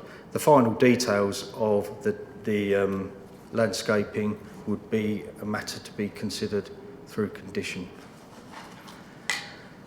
Excuse me, this is a tree protection plan, and on this it would be the case that some trees along the boundary would have to come out. They're shown as the PEC lines to the north, and because it would be a phased development, 3 trees at the south would come out when this particular phase of the development took place. It's important to note that since the submission of the application, the positions of these buildings have changed in order to try to address concerns about tree removal, specifically from Stowmarket Society and Pickerel Project, and that's allowed more trees to be retained on that side. This is an aerial view taken from a drone, which give you some sort of context again in relation to the 2 sites. The reason that's included because it gives you an idea of contemporary architectural approach which has been taken immediately north. So there is some context for the architectural approach that's being used. That building is also within the conservation area. The conservation area boundary finishes on that front facade. These are some of the trees on that boundary I was just talking about, some of which would come out as a result and some of which would be retained. None of them are of particular value in terms of their arboricultural health, if that's the right word, and that's been considered by our arboricultural officer as well. But as I say, we've sought to, or the applicant certainly sought to retain as many of those as possible. This is another view of the site looking south towards the bridge, the footbridge, which was put in at the same time that navigation approach was built. And another view, as you can see, it's being used as a car park at the present time. The site of the smaller building is overgrown, has not been used for a number of years clearly, and is got various bits and pieces on it and some scrubland. This is a view looking across to the bridge. The bridge itself, and the reason I put this in is it allows views of, give members an idea of the footpath that goes along the river at the moment. That's looking north with the trees we've been talking about on the right-hand side. And this is the existing footpath that all this would tie into, which goes under navigation approach at the present time. There's another view of the footpath and more of that link. That's the footpath link leading up to Prentice Road. A longer view of the trees again. Sorry, if I just go back to that one, that is useful because that gives you an idea again of the level of the site in relation to the level of the road to the south. So you can see there is an appreciable drop at that point. And that's Prentice Road, a local car park. It's obviously popular, presumably people using it. It's the station who don't want to use the car park that's there. It's completely unrestricted at this point in time. One of the requirements, as you'll have noted from my report, is that were this to go ahead, a traffic regulation order would be requested in order to stop parking down that road. There's more views of that. There are traditional buildings in the vicinity, and as I've included this specifically because it gives you an idea of the juxtaposition of older listed, these are listed, grade 2 listed buildings, and the newer stuff directly adjacent. This is the public house on the corner. One of the elements of this development which would be required, as required by the Highway Authority, would be a slight increase in the width of the path at this point and a reorganisation of the junction in order that priority traffic was moving in and out the junction, which isn't the case at the moment. And that's something that Highway Authority have agreed. They've also agreed, excuse me, to footpath provision and crossing points along Prentice Road. That's a view across from the public house on your right as well, and you can see the contemporary building in the back. So what you're being asked to consider today, we're taking that gap there in the townscape. And this is a view from where navigation approach meets Gipping Way, to give you an idea of how well the site is screened at the moment, albeit that this group of trees here wouldn't be lost. They're being retained. Some of these trees along this boundary would be lost in the second phase, but not all of them. And again, that's another view from navigation approach. And I'll leave you with that aerial view site. Before I finish my presentation, just a couple of points I'd like to pick up in relation to your texts. On page 161 of your papers, the recommendation, it should read 18 months as opposed to 1 year. That was put there in error. We're suggesting a limited time of 18 months for implementation rather than the year. Section 2.4 on page 152, there is an error on the number of car parking spaces. It should read 93 number car parking spaces for the apartments and 24 for the care home. And I know that you've also had a paper circulated, which is the second response from the Pickerel project, which wasn't unfortunately included in the first bundle. The other thing I would say is that on page 149, the strategic housing comment, it does refer to further comments being made available at the meeting. We haven't received any more comments. So that's just to clarify that point. Thank you. Very much. Questions? I've got a bunch. I get going first.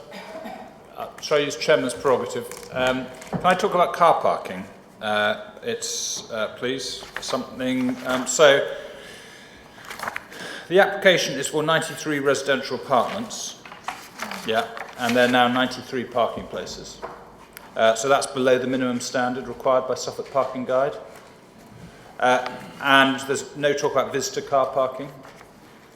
And then in the care home, there's how many beds in the care home? Did we say 70? 75. So for a care home of 75 people, how many staff would you have? And is 23 or 24 car parking spaces enough for visitors, staff? Because that doesn't meet the design guide either. So can we just talk us through that? The parking standard that's been adopted is less than the standard that the normally applicable standard that you'd find in developments. The reason for that is twofold. Firstly, in the Stowmarket Area Action Plan, under the relevant policy 5.6 or 7, I think it is, it does recognise that this site, the station quarter site, could accept a lesser amount of parking because of its location in relation to the station, buses, footpath network, things like that. It is a sustainable location, and that is reflected in an adopted policy. The other thing is that the adopted standards, your adopted standards, do recognise that in urban areas a lesser standard can be provided where it's agreed between the Highway Authority and the Planning Authority. So those two things in mind, we felt that in this case it was appropriate to go for a lesser standard. In terms of the amount of spaces, if the full amount of spaces were applied to the care home, you'd require 49, and there's 24. In the case of the residential development, if the maximum standard were applied for the mix, it would be 130. 130. And there's 93. So that's the difference. But as I say, I think that we were comfortable with the amount of car parking based on the policy drive and the location. Thank you. We'll start down this end, work on. Councillor Muller first. Thank you, Chair. Basically, I was going to raise exactly the same issue that you yourself have raised, Chair. I have very serious concerns that there are no visitor car parking spaces here. I welcome a travel order along Prentice Road because that is absolutely horrendous. And Sorry, that's straying into debate. It's just questions at this point. Yeah, it was purely basically the same as you raising about the lack of visitor spaces. Councillor Field.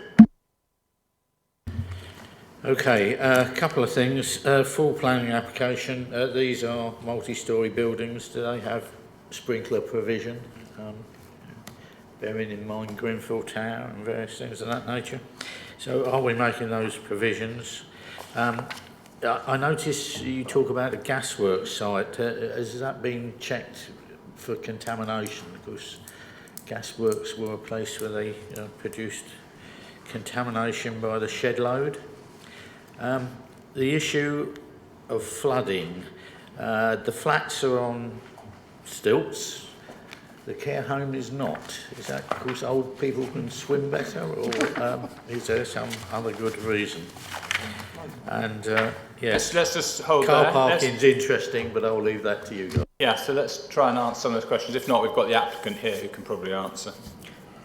Thank you, Chair. The issue of sprinkler provision, I think you said, Councillor, I think it was mentioned in the consultation response we received from the fire brigade. That is normally an issue that's addressed through building regulations. Certainly the applicant will be aware of that because I think the fire brigade copy their comments directly to the applicant. I'm not sure it's something we could compel the applicant to provide through planning, but I'll take advice on that.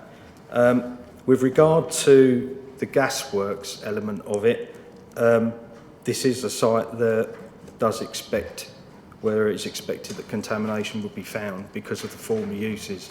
So therefore there's a requirement that any found contamination is mitigated properly, and that would be a conditional requirement if you're minded to accept the recommendation. The issue of the stilts versus the care home is on a part of the site where the level of the water doesn't actually get above to, you saw a slab level, then you saw actual ground level, so the predicted flooding for that part of the site is different to the bit at the bottom, hence the difference in approach that's being used there. Thank you. Councillor Mansell, did you want to come back? Yeah, John. Just I wonder whether we could ask the developer, because clearly sprinkler requirement is not in the building regulations, as we know. It relies on compartmentalisation. Councillor Mansell. Thank you. Alongside the comments from Highways regarding car parking, I think there was also a comment about cycle storage facilities. So I'd like to know if they do meet the highway requirement for cycle storage. And I'd also like to, on the subject of cycling, the end of Prentice Road on your photograph had a cycleway sign, and it's a link, I think there is a link, cycleway link from the end of Prentice Road to the tarmac bit of the river path that goes under the bridge.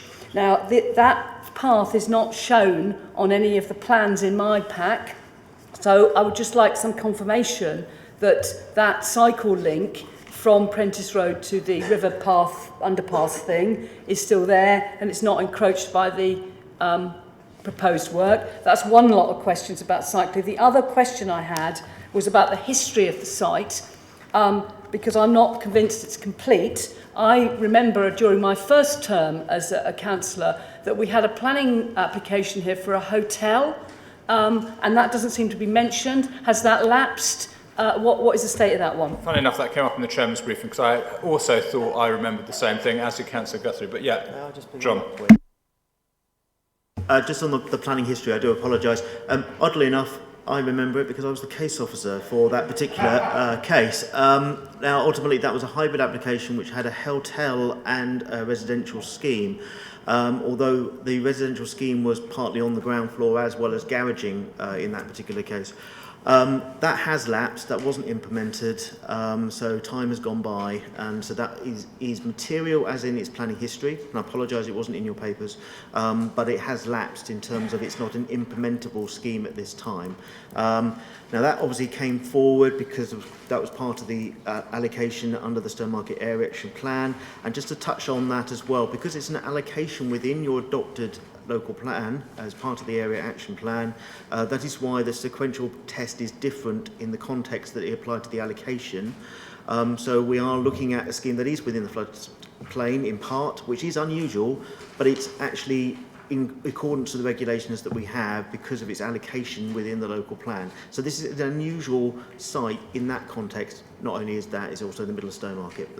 Is that sufficient on that issue? Yeah. Do you want to pick up the other points there?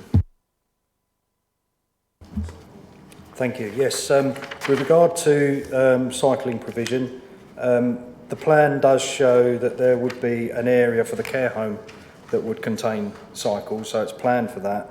The standard that would be required, your adopted standards for 5, is proposed in the plan to provide 10.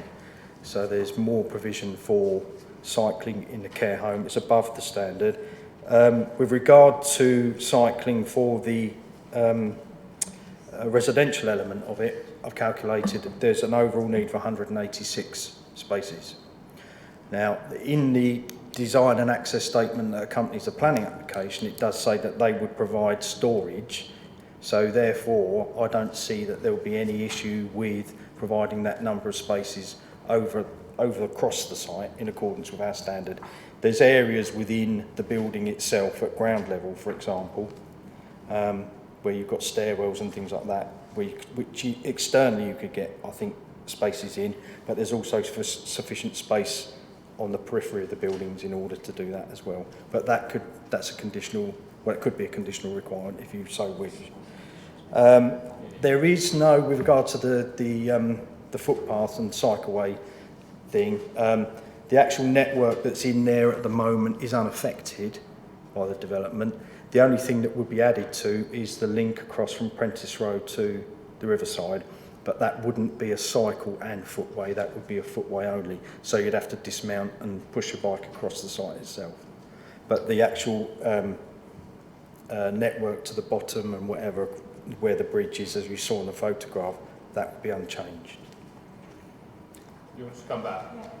Can I just clarify? So the residential units, the requirement is 186 spaces, cycle spaces. Now that is secure undercover parking spaces. Is that the requirement, or are you just talking about putting some bike racks on the outside? Is that the 186? Is it 186 storage for the residents to put their bikes away securely undercover, or does that 186 open spaces? Yeah. For the purposes of the residential standard in relation to cycling, has to be secure and covered. Councillor Carter, you were next. Yes, I don't suppose officers in the company are aware of how Stowmarket have a recent environmental forum where we have passed that we need to increase our tree coverage by 6% to 6% below. Whether or not the project would, we are looking for sponsors of this project to buy more trees, and whether or not the developers would look into that. But that's slightly off topic, but I was also going to ask, has there been provision thought into providing the electric chargers for vehicles for the parking and sustainability, whether or not there would be likely to be solar panels on top of the buildings and adjustments for that, as is quite prevalent for the local area for said buildings to have solar panels on top?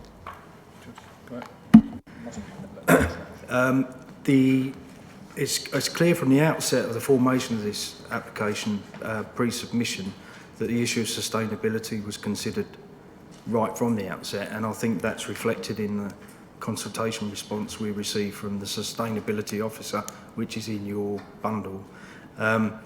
There's a number of issues that include the amount of water that's potable water that's produced per unit, the issue of sustainable construction. I think there's issues around, I forget the other one you mentioned, but that they are covered within the requirements of the build and would be reflected in the development. And again, one of the suggested conditions, if you're minded to allow this, would be that what is actually stated in the supporting information in relation to sustainability is reflected in the build itself. But I think that my knowledge of the sustainability officer's view of this was that he was, quite pleased to see that it be considered right at the outset. And if you look at the top of page 162, bullet point 4, sustainable construction in accordance with the submitted design and access statement. And then below you've got in the following informative notes, and there you'll see support for sustainable development principles. It's in there. Okay, keep working along. Councillor Guthrie, you were next. Very quickly, following on from Councillor Mansell, and at briefing, I did mention that I didn't specifically see the conditions for the cycle units, but it did just trigger my mind. A storage cycle, perhaps a cycle recharging point, that came up at one of our meetings. Just thought I'd mention it. Might be useful for some of the bikes that are now electric. Yeah, but you can take that out and plug it in your, it's a little box that big, you plug it in your flat. Well, it's just if it's a cycle point for the care home for the visitors, 100 and whatever. And the other thing was, oh yes, can you explain affordable houses as well? Lack of, I think. Yes, this application was accompanied by a viability assessment, which has been considered by independently on behalf of the council. It has, as you'll have noted from the report, there's a number of elements that will be needed to be secured through SIL, and on top of that, and the abnormals arising from the redevelopment of the site, it was agreed that the viability didn't stretch to the provision of affordable housing on the site. So I can't really give you as detailed information on that, and I know that the applicant has a colleague who can address any questions in relation to viability, but certainly I can say that we've had that looked at in detail by independent assessor working on our behalf. Councillor Field. Thank you. Just on that point, I thought there was some agreement that committees would see viability assessments as we progress forward. But my question is really around noise. I think there is a condition that just says noise. It's unclear to me just what that's controlling. And I'm looking at page 218, and there is a considerable analysis there talking about 60 dB and 55 dBA noise levels at night. And it says somewhere if the acoustics assessment is not submitted and the levels can't be met, then I would recommend refusal. I just wondered just what status we are on that, because I'm not sure that I noticed it as I read the papers. Certainly when the application first came in, there was an issue in relation to noise nuisance and primarily the disruption that residents in the block furthest to the south may experience from road noise, believe it or not. So we requested a noise assessment which was carried out, and following on from that reconsulted the environmental health officer, responsibility for noise, and he's now advised that he's comfortable with that subject to the imposition of conditions. Recalling discussions about other buildings in this general location and their approval, there was always considerable concern about railway noise and the thought that various diesel engines and things tend to sit around in that area running their motors all day long. So has that been considered as well? And perhaps these buildings are further away, I don't know. I suspect that the noise assessment that was carried out following on from the concerns expressed originally would have to take into account various noise sources that arise in the area, not just the road, but as you say, the railway station as well. So I think all of those would have been factored in as part of that and considered, which led to the conditional controls and about dBs and things as you know, for the living environment within the buildings themselves.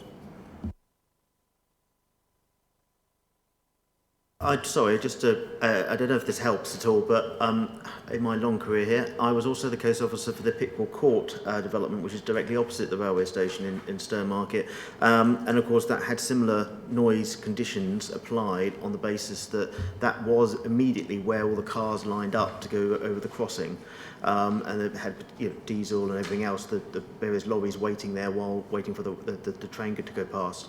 And we did go through that noise issue in that local area, and we apply similar conditions. But and I'm not aware that we've got any complaints. Obviously, it's been built and occupied for some time now, but I'm not aware that they've not been unsuccessful. They've done their job. So I would be confident that similar provisions, which is what appears to be the case here, would be equally adequate, in my opinion. But thank you. Councillor Eburn, you were next. Thank you very much, Chair. I've also had questions about electric vehicle charging points and cycle storage, because there's nowhere actually on the outline or the drawings showing where the cycle storage would be, and just to ensure that that is in place. And also, I've just got a question on SIL, is whether there's a big payment for education, but obviously from a care home, there's going to be not many people going to school from that site, and from the apartment sites probably less likely as well. So I don't know whether if officers can advise whether there's any possibility of putting more money towards the NHS than education from a SIL perspective. And thirdly, could you just confirm what the treatment of the footpath is, because I'm not quite clear what the applicant is planning to do along the footpath adjacent to the site. If you could just confirm the conditions for that, thank you. John's just going to come in on SIL.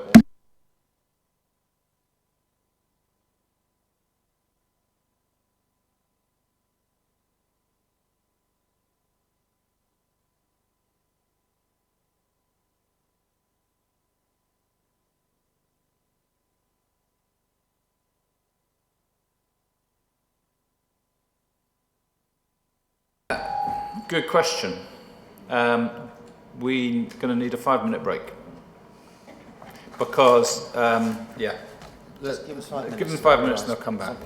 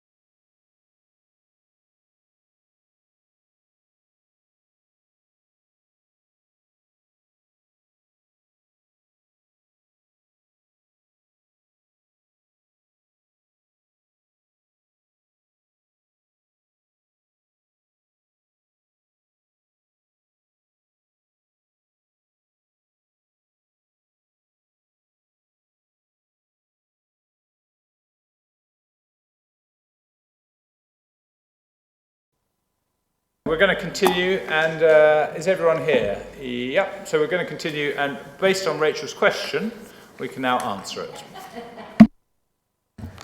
Right, apologies for that, and you may need to answer the question again, but just while you were talking, I had a sudden realisation or a fear that we may have missed something. As it was an allocated site, many of the allocated sites within Stowmarket Area Action Plan are deemed to be strategic sites, and as such would be zero as far as SIL is concerned. The station quarter allocation, which is what we're talking about here in part, is not one of those strategic sites. So therefore, it is subject to community infrastructure levy in the normal way that most other sites are.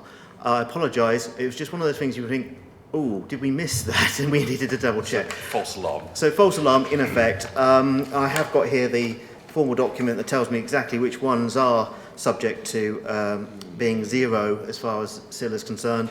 Station quarter is not one of those. So, going back to the obligations and so on, in terms of page 160, there is obviously potential funding bid from Suffolk County Council and others.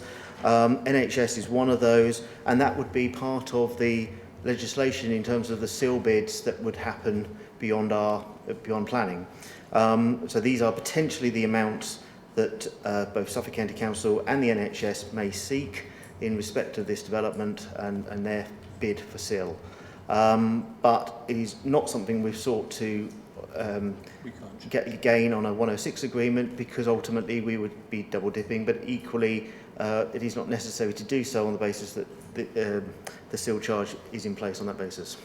And can you just explain how the figures are set? Because Rachel was saying, can we move one to the other? But that's not for us to do, is it? These figures are potential sums to be sought by those interested parties, as in Suffolk County Council or the NHS. They are not for us to judge here, and equally they may change. It may not be what is actually put in as a bid by those parties, and we don't know what the council in charge of the pot of money would actually grant. That's a separate procedure and legislation arrangement between the district council and within the district council. Thank you for clearing that up. And better to be safe than sorry. Yeah, do you want to come back? Thank you very much, Chair. Yeah, thanks for that answer to that question. And I just wonder if you can, one of the officers could answer the questions with regards to, I mentioned electric vehicle and charging points and cycle storage not being shown on the map, and also what the treatment for the footpath is that's within the red line of the site, and whether that includes further trees, because I noticed there's lots of comments about removal of trees, but I'm not clear from the presentation what the actual treatment will be on the edge of that footpath, on the edge of the site, along the river. Thank you.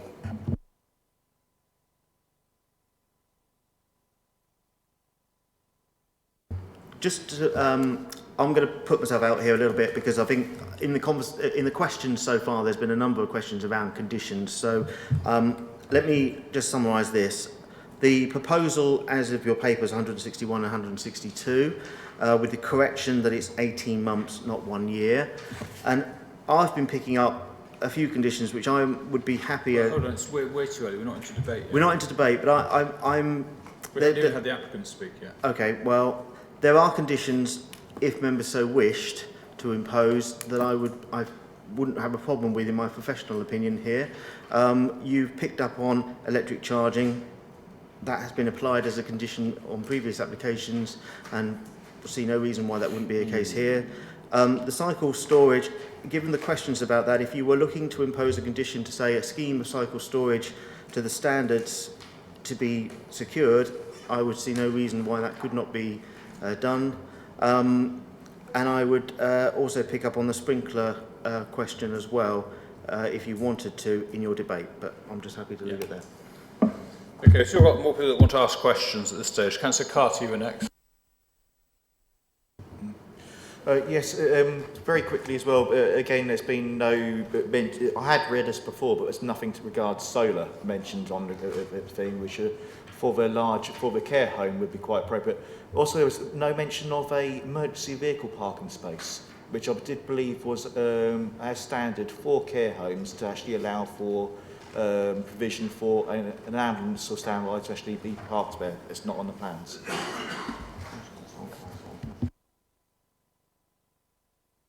Sorry, Councillor, I heard your comment about the emergency vehicle parking space. I think that within the design of the layout of the care home and the way the site works, there's sufficient room if there was to be a dedicated space for emergency vehicles. I think that could be provided quite comfortably. I missed the first part of your... The first part was about having solar panels on the roof, but presumably that would come under the sustainable bullet point. Yes, the sustainability issue, would that be this? The solar panel element of it would be combined within the overall sustainability approach for both elements of the development, so the residential and the care home. It's not something that we would specifically say, you know, we don't want to see on there or whatever reason. It's just getting those details on the building. As you'll have noticed, it was a contemporary structure with flat roofs, so it'd be quite easy to actually, you know, provide something on that structure. And that's covered under bullet points on page 162, bullet point 4, and bullet point under 3.2.3.3, I guess. Okay, Councillor Muller, you were next. Yeah. Councillor Mansell, you were next. Thank you. My questions actually arise from comments made to the previous question from Councillor Eburn about the sill. We've got the requests, the asks from the major infrastructure providers on our page 160. I would just like to ask, this is a full application. I know there are things that make some things exempt from CIL, but do we have an estimate of the sill chargeable? And the other question I'd like to ask about the suggestion of a condition on the cycle storage provision. I did notice that the design outcrying person... Can you come weback? If it's a suggestion on the thing, that's way too early. Can That's I for ask debate. about the sill then? Yeah. Unless we have, I don't have a calculation to what the total sill amount would be. It's based on floor area. It's based on the charging zone. I don't know what that is. It's not flexible. We haven't. Well, we haven't got it. We haven't got it. It's not a flexible. It's not something we can discuss or change. It's set in stone. It's not for us to debate, change, vote on, agree. Yeah, we haven't got it, as I've said. Councillor Eburn. Thank you, Chair. I just wanted to answer to my previous question about the treatment of the footpath along the site and what I'm not clear what's proposed that's within the applicant's boundaries. The proposal includes a link between the footpath on the riverside and Prentice Road. The actual treatment of that, the hard surfacing of that, would be a detail that we'd look to secure through the condition, a general landscaping condition. The treatment of the paths either side, the riverside path is unchanged from what you saw on those photographs, because obviously it's outside of the planning application red line site.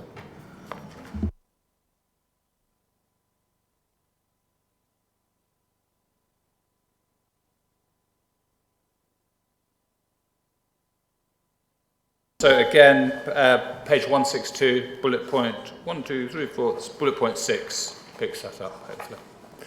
Okay, I think that's all the questions. Yeah, so we're happy to move on. So we now move on. We don't have the parish council or the town council. We don't have an objector or a supporter, but we have the applicant. If you'd like to come forward, thank you for waiting. Darren Cogman. We have Martin Alston, Mike Brindley for questions as well, I think. If you can keep to the 3 minutes, please.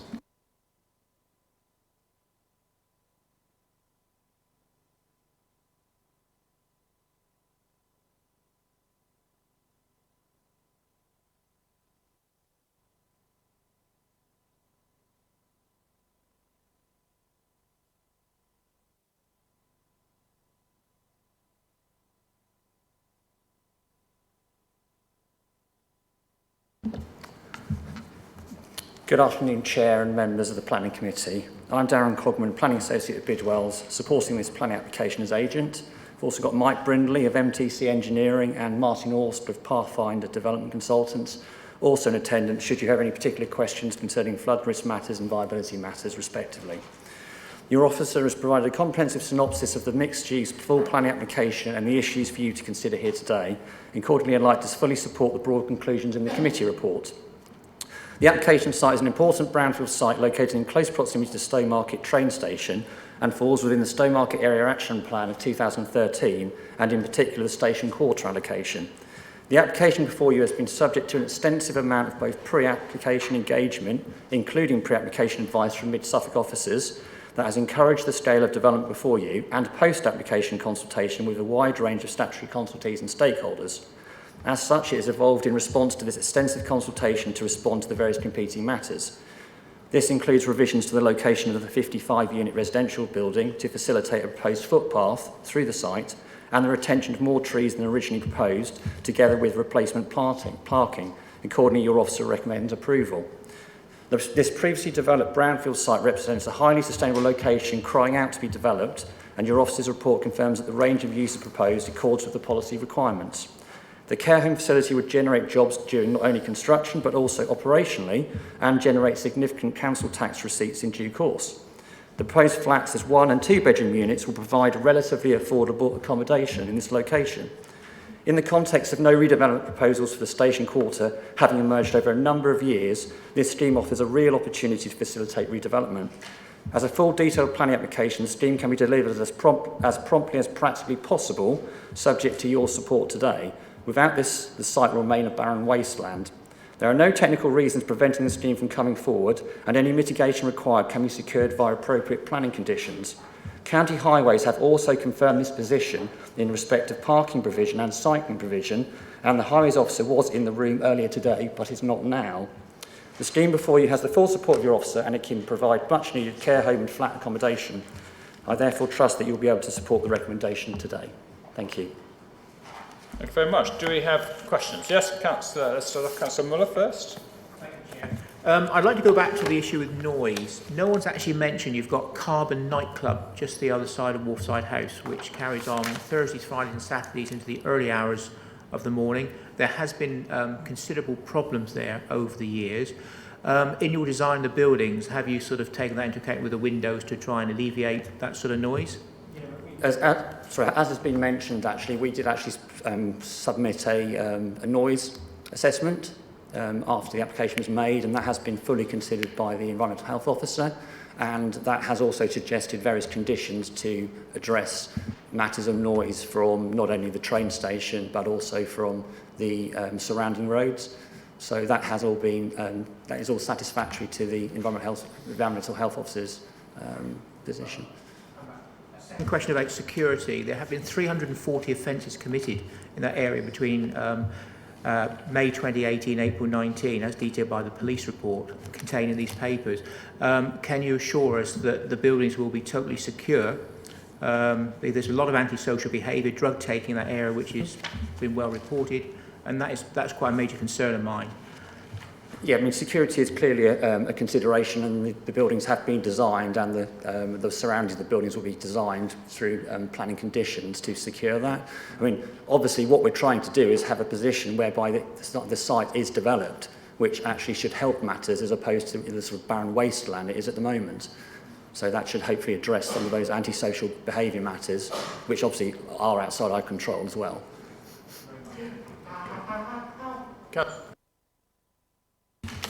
Yes, just a question really about. I didn't notice any mention of sprinkler systems in the in your analysis or in the officer's analysis, and they are of critical interest for our brigade, as I'm well aware. I wonder what your position is. Yeah, I mean, I can understand the perspective given what's happened over the last couple of years elsewhere. As far as that's concerned, I mean, those matters I think would be governed by the building regulations, etc., as opposed to planning per se. So I'd imagine that they'd be covered by that. It's obviously something we would look at. We have incorporated a number of sustainability measures as well within the scheme, and your officer's report refers to the design access statement that was submitted with the application. So if I can just take you to the relevant page of the report. So on page 162 of your report, on bullet point 4, it does actually refer to sustainable construction in accordance with the submitted design and access statement. And within that, that talks about a number of different things. So it looks at the matter of the orientation of the building in relation to allow the maximum solar gains, because most of the building actually faces, or the accommodation faces either south or west. So there's actually obviously solar gain there. It also talks within that with regard to energy, with regards to the efficiency of the walls and the windows, so that we would look to, or we would, exceed the current building regulations U-value requirements by at least 25% above the current requirements. So I think it's fair to say that we've sought to try to future-proof the scheme. Similarly, with regard to water, we're looking at a requirement of no more than 105 litres per day. That includes fitting dual flush WCs and flow reducing aerating taps throughout the building, and amongst other matters. Thank you. So do I interpret your answer as you're prepared to increase to exceed building regs for sustainability issues, but not for issues of people's safety? No, I didn't say that. I think the point I was trying to make was effectively, I don't think that's something which is effectively covered by the planning legislation. I think it is a building control matter, but I've got no objection to that being provided. Thank you. That's obviously the issue one is looking at is there is history of fire in high-rise buildings, and it is a major concern, more so than with anything else. So, thank you. One other issue, you mentioned your colleagues and viability. Is it possible to indicate briefly what the key element of the build is that prevents the provision of affordable housing, makes that unviable? Thank you, yes. Well, there are a number of issues with the site, which I guess many of you will know very well in terms of abnormal costs. But to sort of run through them very quickly, the site requires piled foundations, site strip, removal of topsoil which contains hazardous material, gas membrane, importing new topsoil in. There are various utility upgrades that are required, as well as extensive drainage, surface water drainage measures. The value that we have attributed to the site, to give you some reassurance, and obviously your consultant has independently verified our report. We've attributed a value of under £2,400 per plot. So the land value that we have assumed this site generates is, to call it modest, would be an understatement.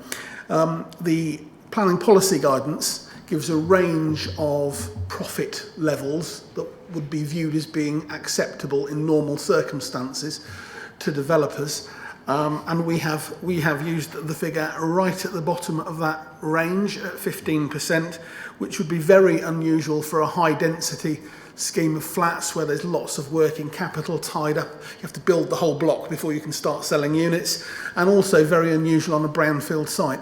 So we've attempted to present things in a way that is as reasonable as possible, and your consultant has reached the same conclusion. Thank you for that. Thank you very much. Councillor Carter, then Councillor Warboys.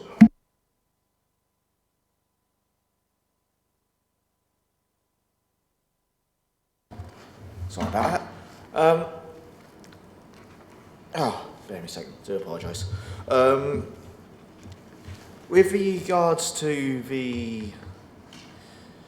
is it possible if Ron goes first? I've lost my track of thought with this spasm, so I do apologise. Yeah. Councillor Warboys. Just a simple question. The public... I was trying to find the letter. The owners of the public house have expressed concerns about the increased traffic to and from the site during building, and their building requiring strengthening as a result of this. Have you been in contact with them at all? I haven't had direct contact with them. I mean, as far as traffic is concerned, we think we've got to remember, of course, that it's already it's a car park at the moment, so we're not talking about a nil use with no traffic. there is traffic that comes from that at the moment. I think it's fair to say that there would be an increase of traffic, but obviously it also depends upon when that traffic is coming and leaving the site. And as I say, Sam Harvey was here earlier in relation to that, and we have been in a sensitive discussion with her during the application, and we have made revisions to the application, and she is entirely comfortable with the proposals that we've put forward and the mitigation measures that we have incorporated, which also includes creating a priority system, so that there is a priority system for access into the train station. And your officer, I think, discussed that and outlined that in the presentation. So we haven't expressly spoken to them, but obviously the period for construction is a relatively short period of time. And clearly, if this scheme or if this site is going to be developed at any point, there would have to be access via Prentice Road. There is no other access. Otherwise, obviously the logic of that is that effectively the site will just remain as a sort of barren wasteland forevermore. Yeah, well, yes, I agree. I think it's. Can we not get into debate? There's no agreeing or disagreeing. We just ask just the question. Yeah. It was just the. I agreed with what he said about the necessity of access to the site. It was just that they've expressed concerns about the loss of business as a result of the construction work being carried on and damage to the property because of heavy vehicles going in and out of the site. And the question was, have you contacted them to sort of mitigate this as a possible problem? I don't think. I mean, loss of business, I'm not sure that's necessarily a planning matter. Ultimately, if potentially we're actually creating a position where there's more people living, then I would probably argue that once it's actually constructed, potentially there could be more business because you'll have more residents in the vicinity of the site. Yeah. Thank you. Councillor Guthrie is next. Just very quick. Thank you. Very quickly, the highways are satisfied with the parking provision. I just asked the question, how many staff would you have at the care home? I realise that people have come in on the bus or on the trains, but not everybody will. Will you have anyone overnight, any workers there overnight? And do you think it's appropriate that there doesn't seem to be visitor car parking for a care home of substance? We've got, from recollection, I think from the discussions, unfortunately the applicant can't be here today because of serious family matters, so that's regrettable. They would normally attend one of these meetings. So we've basically got, I think it's about 20 staff. So obviously there will be changeover periods and there will be staff actually overnight as well, because it will be a shift pattern operation, which is consistent with all care homes. Sorry, the second part of your question was? Is it appropriate that there doesn't appear to be parking facilities for visitors to such a large care home? I think, as I say, we had those discussions with Sam and we talked about the way we envisage the care home working and the experiences that the applicant has had from other schemes that they've done elsewhere, and it was felt to be acceptable given the sustainable location of the site. As I say, I think it's regrettable that Sam isn't actually here now because he was here earlier. Okay. Sam doesn't come to most. It's not a requirement that we have highways at this meeting at all. We asked them specifically to come for the first item. Okay. Councillor Eburn. Thank you very much, Chair. Stowmarket is quite unique or almost unique in Suffolk in terms of being an industrial market town. And in this site, in 1700s or whatever was industrial usage. I just wondered, how much did you consider the history of the site in your design, and linking that, especially also considering the kind of proximity to the maltings. I know there's waterside house in between, but what did you consider about the history of the site in your design for this? Thank you.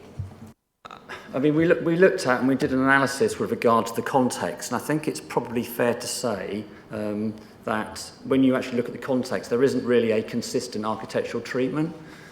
You mentioned, obviously, there's the four-storey sort of vaulted building, and then there's the more historic buildings hidden behind that. You've got the church in the distance, but looking at it, I don't think you've really got a palette or a particular architectural style. So we felt that, and with discussions with the local authority, that this was a site that could actually command a slightly more contemporary building, whilst still retaining brick and render, which obviously is consistent in the vicinity of the site. And we were encouraged, as is mentioned within your officer's report, and also within the, I think it's the pre-application correspondence again from the appendices, we were encouraged to look at a modern scheme and a scheme which is of higher density. And similarly, the heritage team from the council have actually outlined on page 149 of your report that there effectively is negligible harm to the conservation area, etc. So they've also felt that the approach taken is appropriate. Right, we've got two more questioners, then we'll move on. We've got Councillor Cast, then Councillor Haddingham. I realise we treat the loss of certain trees as necessary for a project, regrettable, but it's necessary. Would it be any consideration to supporting the Stowmarket drive for the 6% increase of tree? We are looking for sponsors and for tree wardens. Would that be possible for to look into? I'm really sorry, we can't ask the applicant for money. It's not within our remit. It's just a possible provision in the future to look at. I was also going to look at, with regard to the care home, I realise being multi-storey, with a care home, certain people are going to be with mobility issues. What is the provision for the emergency exit for, I know it's meant to be in the building report, but I can't see specifically how people with wheelchairs would get out from a top storey of the care home.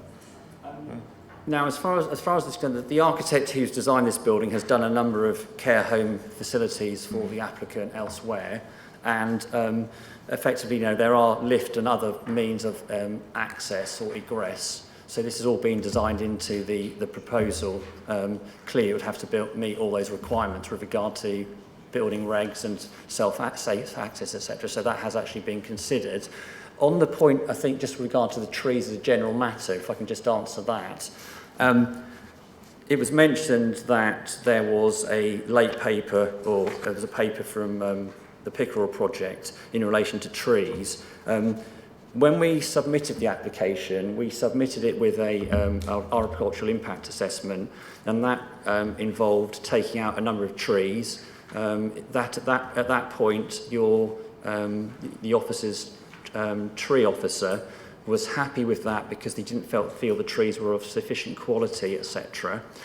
However, in response to the Pickerel project, I and a colleague actually met the chairman on site and we discussed this matter, and we subsequently amended the plans to not only incorporate an access point through to allow better legibility through towards the station, but we also looked to and have incorporated and retained more of the trees. So there are trees removed, but there's more trees retained.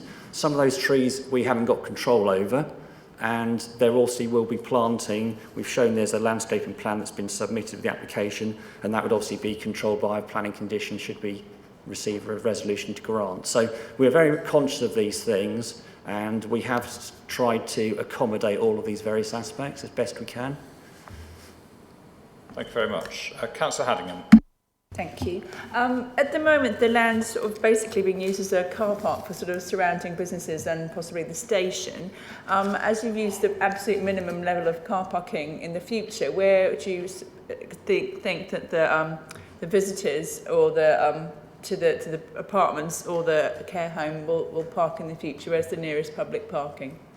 Well, there is a car park from recollection with regard to the station. As I say, it almost comes back, I think, to some extent with regard to all those discussions and our agreement with the County Highway Authority, because clearly in an authority such as, Baber Mid Suffolk, effectively, Stowmarket is a sustainable location in that context. This is a site right next to the train station with a number of bus routes and that in the vicinity of the site. So, the actual flats that are proposed are either 1 or 2 bed, they're not large flats. So, we have a provision of 1 space per flat, which, notwithstanding the figure that was mentioned about, the absolute figure. This is a very sustainable location. So if we can't actually look at a lesser figure here, then I do wonder where we can. And as I say, I think that's been taken on board in those discussions that we have had with Sam Harvey. Okay, I think we're there with the questions. Yeah, everyone's happy? Okay, so we'll move on. Well, actually, thank you very much. We're not going to move on. We're going to go straight into debate because we have not heard from the ward member. I'm afraid I've not had any communication from the ward member. So, straight into debate. Councillor Miller, please. Thank you, Chair. I must admit, I actually welcome this development. The particular area concerned, if you're approaching Stowmarket, is an absolute disgrace at the moment. And I think anything we can do to improve that area for visitors to town is excellent. My main concern, though, is with the lack of parking spaces, particular visiting parking spaces, which several colleagues have commented upon this morning. My other concern is that I can see that users of the station, which are predominantly the users that use that car park at the moment, will be trying to park in that area, which will of course be free of charge, but it's not really a planning consideration. But yes, generally I am in favour of this application and I will be supporting it. Councillor Mansfield. Thank you. I too welcome it. I quite like the modern design. I think it's great. And the fact we've got some good environmental sustainability features on the buildings is also a very positive aspect to this development. And whilst I hear the concerns about the car parking, I don't have particular worries about the car parking for the apartments. They are close enough to the station and the public transport network, and they are only small apartments. I'm a little more concerned about the parking for the care home because, for staff in particular, because although it may only have a limited number of staff and there appears to be at least one per member of staff, because the very nature of care home work will be shift patterns, that won't necessarily fit with public transport. But there are some constraints on the site, and they clearly have had discussions with Highways about this. So I think on the face of it, it has to be acceptable. My comment that I didn't bring up conditions earlier on, somebody else brought it up.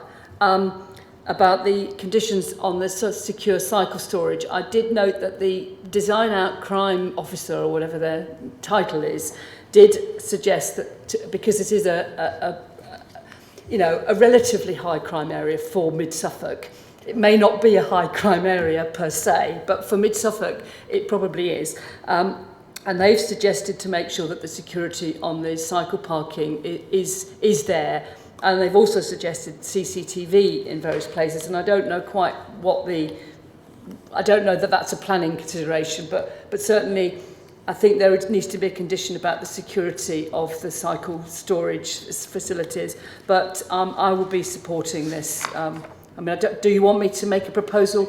I'd like a condition imposed about the cycle storage meeting requirements, then I'll propose that we... So could you just, how would we, John, do you just want to run through now the various conditions that have been mentioned, well, the various points you've talked about we could condition, then Sarah can decide if she wants them.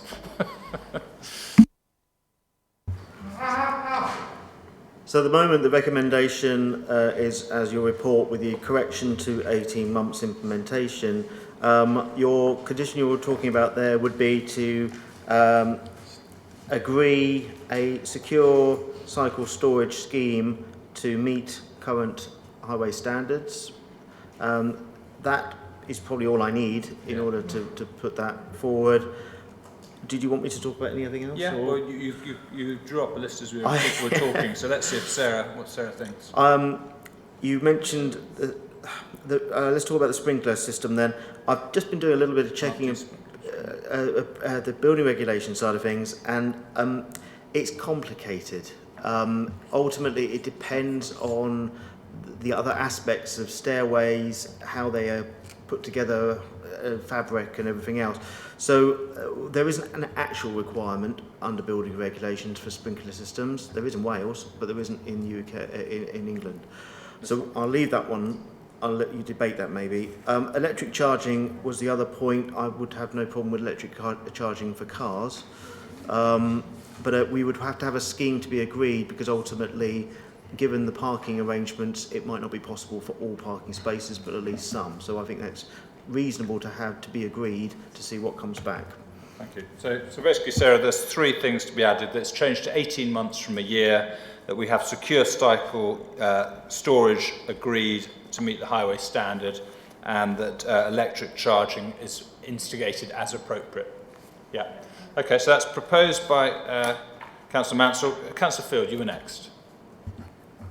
Quite happy to have it seconded by Councillor Field as well, providing we get an agreement on sprinkler systems. I think we've done it before in locations in Stowmarket. It's clearly a major issue in high-rise buildings. Can we do it? It is not expensive, and can we do it like this? Could we do that? It's that we would like the sprinkler systems to be investigated fully, because apparently you can have systems that might be better than sprinklers. So we don't want to force sprinklers. If there's a it's like on schools, isn't it? Sometimes actually in schools it's better not to have a sprinkler system. There's a more secure system now, because we know what children can do when they see sprinklers, allegedly. But you don't get many children in care. No, I know, so that's what I say. So can we put a condition in that it's fully investigated whether sprinklers or alternative better solution is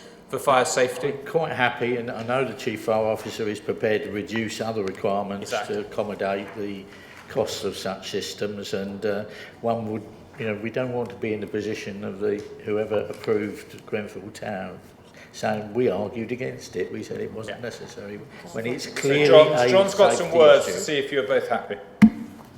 Taking the overarching theme, can I suggest maybe that we simply seek details of emergency exit and fire protection to be agreed? Fire protection measures or something?